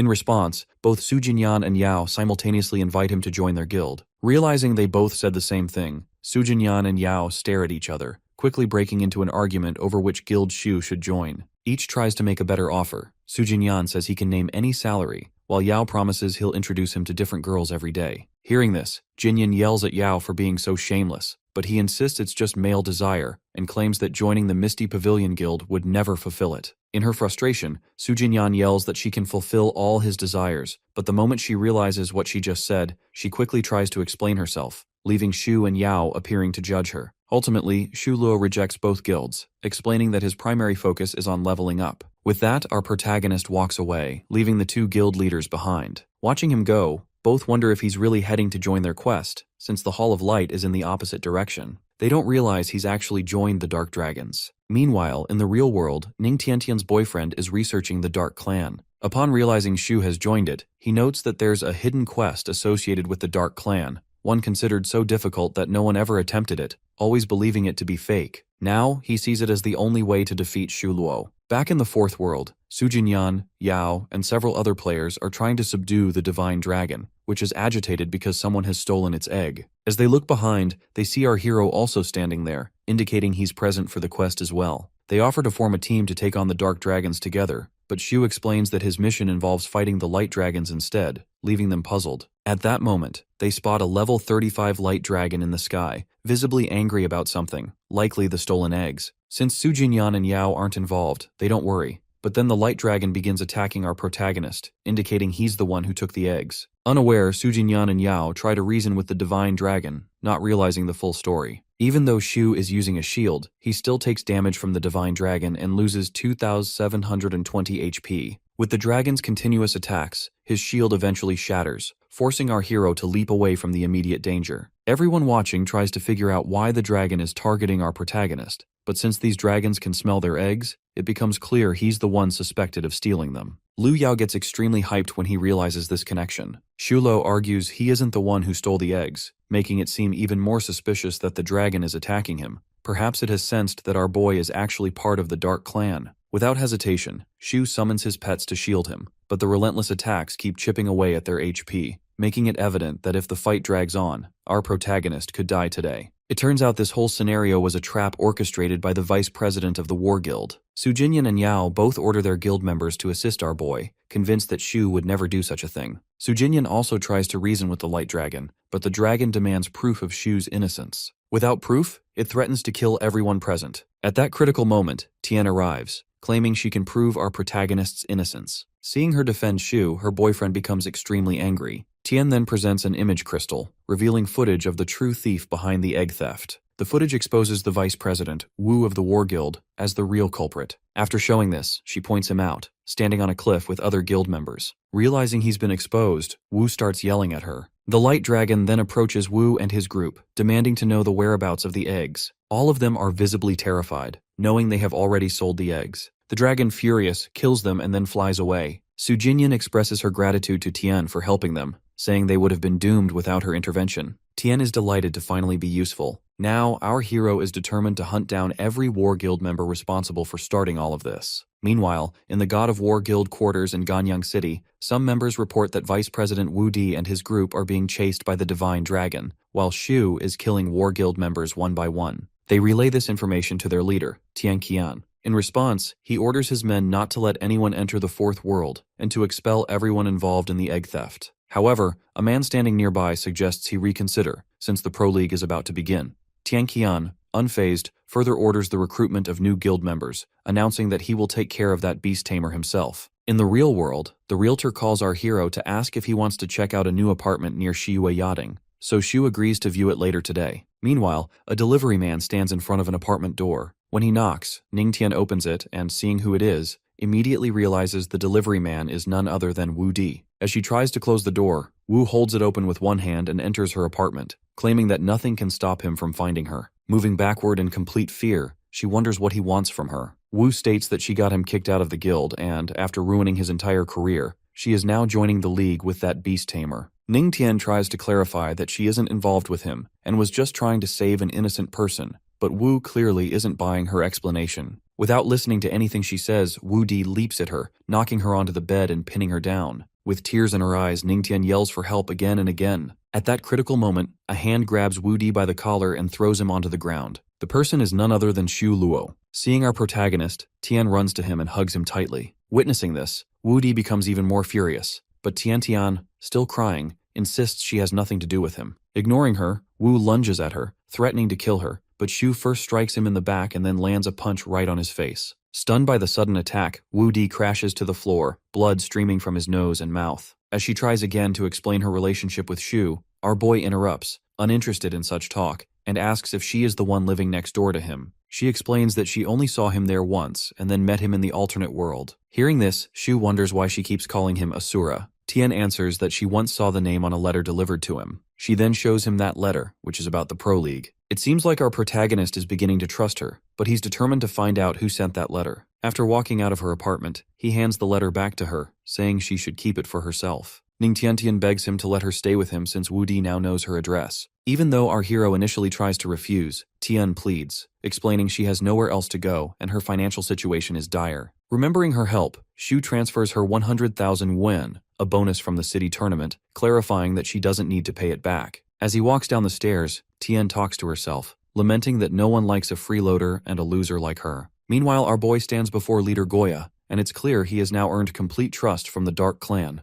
Goya promises him a special task that will grant rare rewards. Moreover, Shulo has reached level 30 and is considering changing his job before taking on new quests. To complete this job advancement, our hero must finish a quest. As he steps out of the portal to the designated quest location, the system notifies him that leaving the map will result in a 3-level drop. Then, a map appears before Shu, showing all the directions with a red dot in the center pointing to his destination. Analyzing the map, our protagonist prepares himself to face this mission. As he begins walking, Shu notices a large number of skeletons and bones half buried in the sand. He senses something suspicious in the air, and as soon as our boy glances behind him, he sees a group of skeleton demons emerging from the sand, advancing in his direction. To fight them, our protagonist orders his dark skeleton king pet to attack. However, the moment the skeleton king charges, all the skeleton demons leap on it at once, preventing it from striking back, which leaves our hero completely shocked. With no other option, Shulo attacks the demons himself using his staff. At this point, he realizes that pets are not allowed in this job advancement quest. Now his main priority is to reach the center of the map and figure out the real situation. Leaving the skeleton demons behind, our protagonist sprints toward his destination.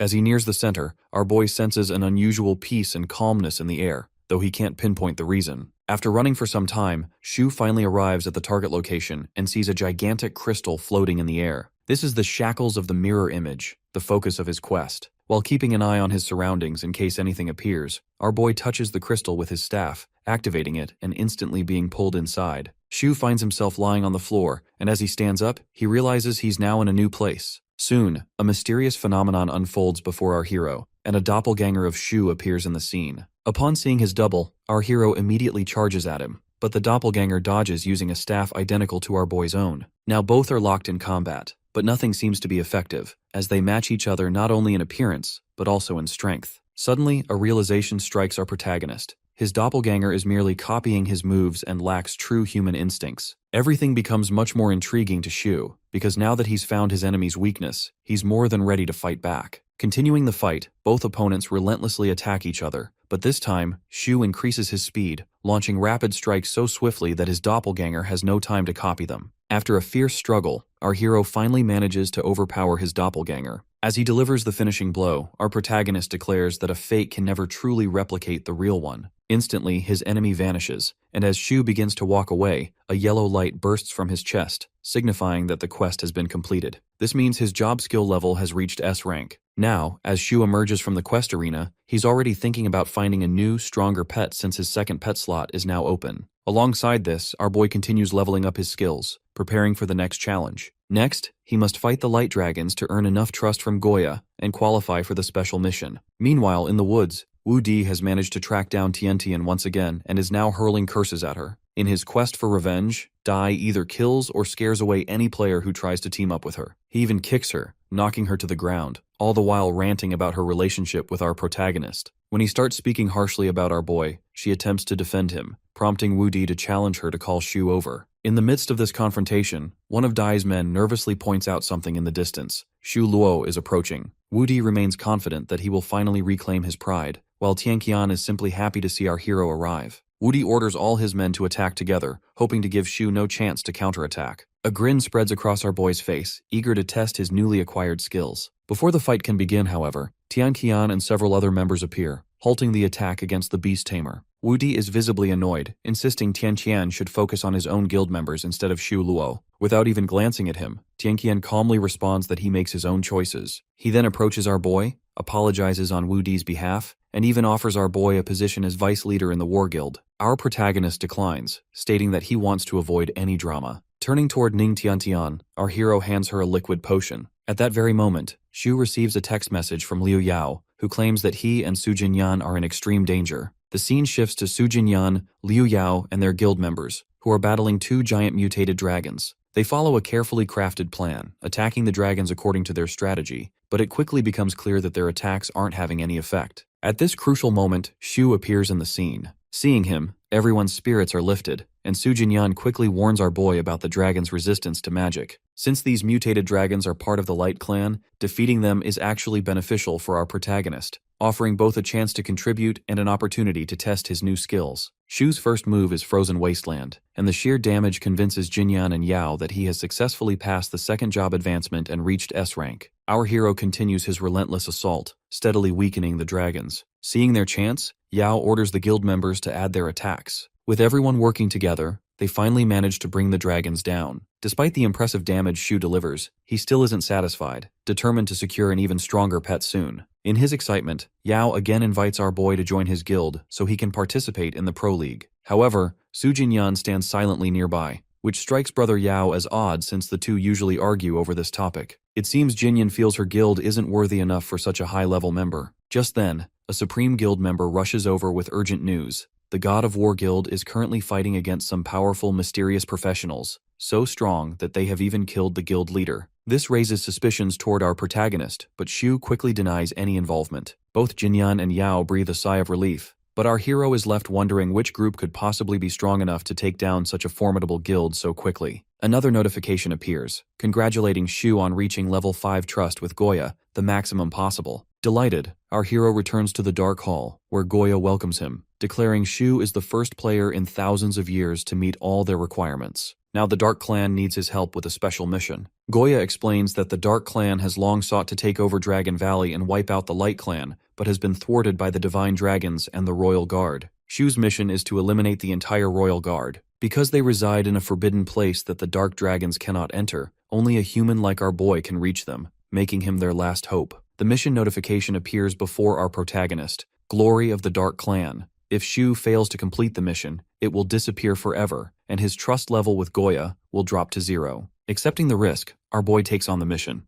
Goya places a hand on his shoulder and wishes him good luck, assuring him the Dark Clan will help keep the Light Clan out of the Forbidden Zone. Sometime later, Shu walks out of the portal and enters the Forbidden Zone. He is not allowed to leave this area, or else the mission will be considered a failure. He is only allowed to use the portal as a login and logout point, and cannot leave the Forbidden Zone until the mission is complete. As soon as our boy enters the zone, a group of level 35 dragons charges at him, prompting him to start fighting immediately. One of the dragons launches an attack so powerful it would have killed Shu Luo, but thanks to his equipment and pet, he survives. This assault makes our protagonist wonder whether someone is actually controlling these dragons. At that moment, a knight riding a dragon appears before them, and suddenly everything clicks for Shu. Now he understands the source of the dragon's powerful attacks. Our hero orders his pet to act as a shield against the fire the dragons are spewing while he maneuvers to attack them from behind. If this plan works, Shu believes he can definitely defeat the Light Clan. The Skeleton King distracts the dragons, allowing our boy to strike with his fire magic. At one point, the guard dragons attempt to escape, which Shu cannot allow. He and his pet coordinate attacks, finally succeeding in taking down several of them. Assessing the situation, our protagonist realizes it's more effective to kill the knights first, since they're the ones controlling the dragons. However, with so many knights present and his mana rapidly depleting, he decides to return to the real world to get more potions. Although mana is fairly cheap in the alternate world, Its price is double in the real world. Purchasing large quantities is bound to raise suspicion. Then Shu remembers that Brother Yao's father owns the largest pharmacy in all of Linhai City. So our protagonist sends Yao a message, asking about mana and stating his intention to buy 2,000 bottles. Although Yao questions him about this enormous order, Shu Luo gives no real explanation. Without pushing further, Liu Yao assures him that he'll receive a call soon to arrange the mana delivery. Since it will take some time, our hero decides to rest before returning to the Forbidden Zone. He lies down on his bed to get some sleep.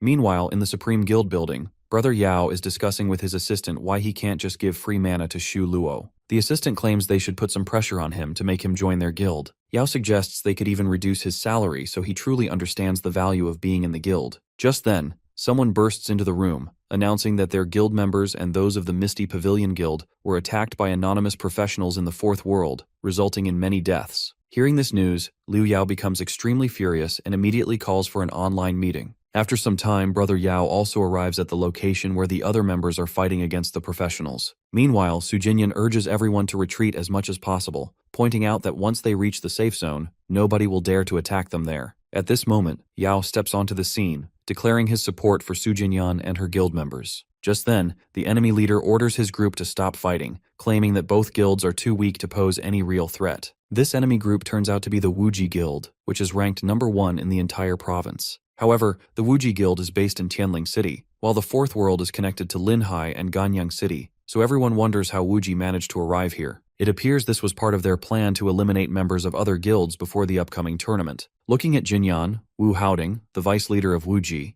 boldly offers her the chance to be his girlfriend, but another man warns him not to go against the orders of their leader. Here, Yao challenges them in our hero's name, claiming there is a beast tamer strong enough to wipe out the entire Wuji Guild alone. Haoding accepts the challenge, eager to meet this beast tamer, but since Shu is stuck in the Forbidden Zone, he can't respond. Consequently, Haoding orders his men to kill all the others except Jinyan. At this moment, a notification appears, congratulating the user Zero on completing a unique mission. This revelation shocks everyone, as the supposedly mythical hidden quest is revealed to be real. Su Jinyan and Yao are both thrilled, knowing Shu will show up at any moment. The Wuji Guild members now advance toward Yao and the others with deadly intent. Meanwhile, in the Forbidden Zone, Shu and his skeleton pet sit together, both covered in visible injuries. After receiving Yao's text about the Wuji Guild, our protagonist prepares to help, but first returns to see Goya. Inside the Dark Hall, Shu receives several high-level skills and equipment. Goya asks him to wait a moment, explaining that the Dark Clan wishes to bestow another reward, an egg that was formed thousands of years ago, containing the lifeblood of the Dark Clan's matriarch. From this day forward, this dragon will obey only Shu's commands. The scene returns to Su Jinyan and Yao, who are still locked in battle with the Wuji Guild. Not only are the leaders formidable, but even the regular Wuji members prove extremely strong, making it very difficult for Su Jinyan and her team. When a blue-haired guild member suggests killing Su Jinyan first, Haoding refuses, but the blue-haired man ignores him, rushing at Su Jinyan and swearing to kill her in front of everyone. His sword is about to strike Jinyan when, suddenly, someone launches a brutal attack, knocking him to the ground. It's Shu Luo, placing his foot on the Wuji member's chest, and declaring that they never should have dared touch his people. Wu Haoding and the other Wuji members charge toward our hero, determined to avenge their fallen comrade now lying defeated on the ground. With Shu no longer hiding his ID, they all recognize him as the legendary player Zero. After killing the blue-haired attacker, our protagonist calmly walks forward, asking if anyone else is eager for death. Still unable to accept that a beast tamer could be so powerful, Wu orders his men to attack. To prove his strength, Shu Luo launches a relentless assault, leaving the Wuji Guild with no choice but to retreat. As they flee, Haoding is determined to uncover everything about the beast tamer's background. Once the Wuji Guild is gone, Su Jinyan and Liu Yao thank our boy for his timely intervention. At this point, Tian Qian also appears and invites our hero to join his guild. So now, instead of just 2, 3 guilds are competing for him. Here Shu proposes that each of them give him $1 million, promising he will pay it back. Su Jinyan ups the ante, offering $3 million since she knows he intends to start his own guild. Yao advises Shu to think twice, pointing out that running a guild is no easy feat. Still, our protagonist is determined, explaining that in his previous life, he died before he could ever create a guild. After some more conversation, Shu takes his leave, explaining that he has other matters to attend to. Back in the Dark Hall, our boy focuses on evolving the baby dragon. Although the dragon is still in its juvenile phase, it has already reached elite rank, suggesting it will become even more formidable as it matures. Now our protagonist is eager to test his new pet's skills. Meanwhile, the blue-haired player from the Wuji Guild is back, intent on getting his revenge. He starts chasing Su Jinyan, but Wu Haoding steps in to help her escape. The blue-haired player insists Heoding should step aside, explaining it's the guild leader's order to kill all members of the guilds based in Linhai City. Moreover, in his attempt to save Jinyan, the leader has already expelled Heoding, which, according to the blue-haired player, gives them every right to kill him as well. Despite their combined efforts, Su Jinyan and Wu Haoding are no match for their attackers. Just as things look grim, Shu enters the scene with his dragon. The blue-haired player offers our boy a place in their guild, promising him a chance to stay alive only if he accepts. In response, our protagonist kills him, declaring that he doesn't need anyone's chance because he stands on his own. Seeing their vice leader fall before their eyes, the remaining Wuji guild members immediately retreat. Seizing the moment, Shulo invites Heoding to join his guild, noting that the Everlasting Guild has already expelled him. Both Jinyan and Heoding are completely shocked by the offer. Our hero goes further, offering a monthly salary of 50,000. Heoding accepts, then asks about the guild. Shulo explains the name is Destiny Hall, and right now there are only 2 members, himself and Shulo, but our protagonist assures him that more members will join soon. In a quieter moment, Wu whispers to our boy, asking if Su Jinyan is his girlfriend, but without answering, Shu simply walks away with Jinyan. After registering his guild, our boy finds that only players below level 30 are showing up to join, which makes sense since professional players wouldn't be interested just yet. At that moment, Shu hears a girl screaming for help. It's Ning Tiantian, running ahead while a group of men chases after her, demanding money. She falls to the ground, desperately trying to explain that these problems are all Wu Di's doing and she isn't involved. One of the men approaches her, saying she has to pay somehow, and if she doesn't have money, they'll take payment with her body. Like always, Shu comes onto the scene and kicks the man off Tiantian's body, stating that he can pay whatever amount of money they want. The man, however, rushes toward our boy to attack him, but Shulo uses his skills to send the thug flying far away. Seeing this, the other thugs, upon realizing he is the legendary player Zero, immediately run away. Shu then asks Tiantian if she's alright. As she tries to explain what happened, our boy, uninterested in any more drama, is about to leave. However, Tian, now frightened by the thugs, starts following him, so Shu agrees to take her along. After a while, they reach an area filled with sand and dunes, a place that appears completely new to Tian but is familiar to our protagonist. Suddenly, they are attacked by the Stone Dragons clan. Our hero fights back, making sure to keep Tiantian safe as well. Observing that these dragons possess control-type abilities, Shu summons his own dragon, who is equipped with both controlling and healing powers. He then asks Tian about her profession, learning that she is a Holy Light Priest, an elite class. The effect of a Holy Light Priest is that all her skills can remove current control effects from any target. Having such a healer beside him could make our protagonist nearly unbeatable. Recognizing her value, Shulo invites Tian to join his guild, and she agrees without hesitation, though she feels she is nothing compared to others. Shu reassures her, insisting that her abilities are extremely valuable in his eyes, and that she is the strongest healer among them. After this, he sends a message along with their location to Heoding, telling him to come over. 10 minutes later, Heoding arrives, worried that Shu might be in trouble, but our boy simply introduces Ning Tiantian as the new guild member. After the introduction,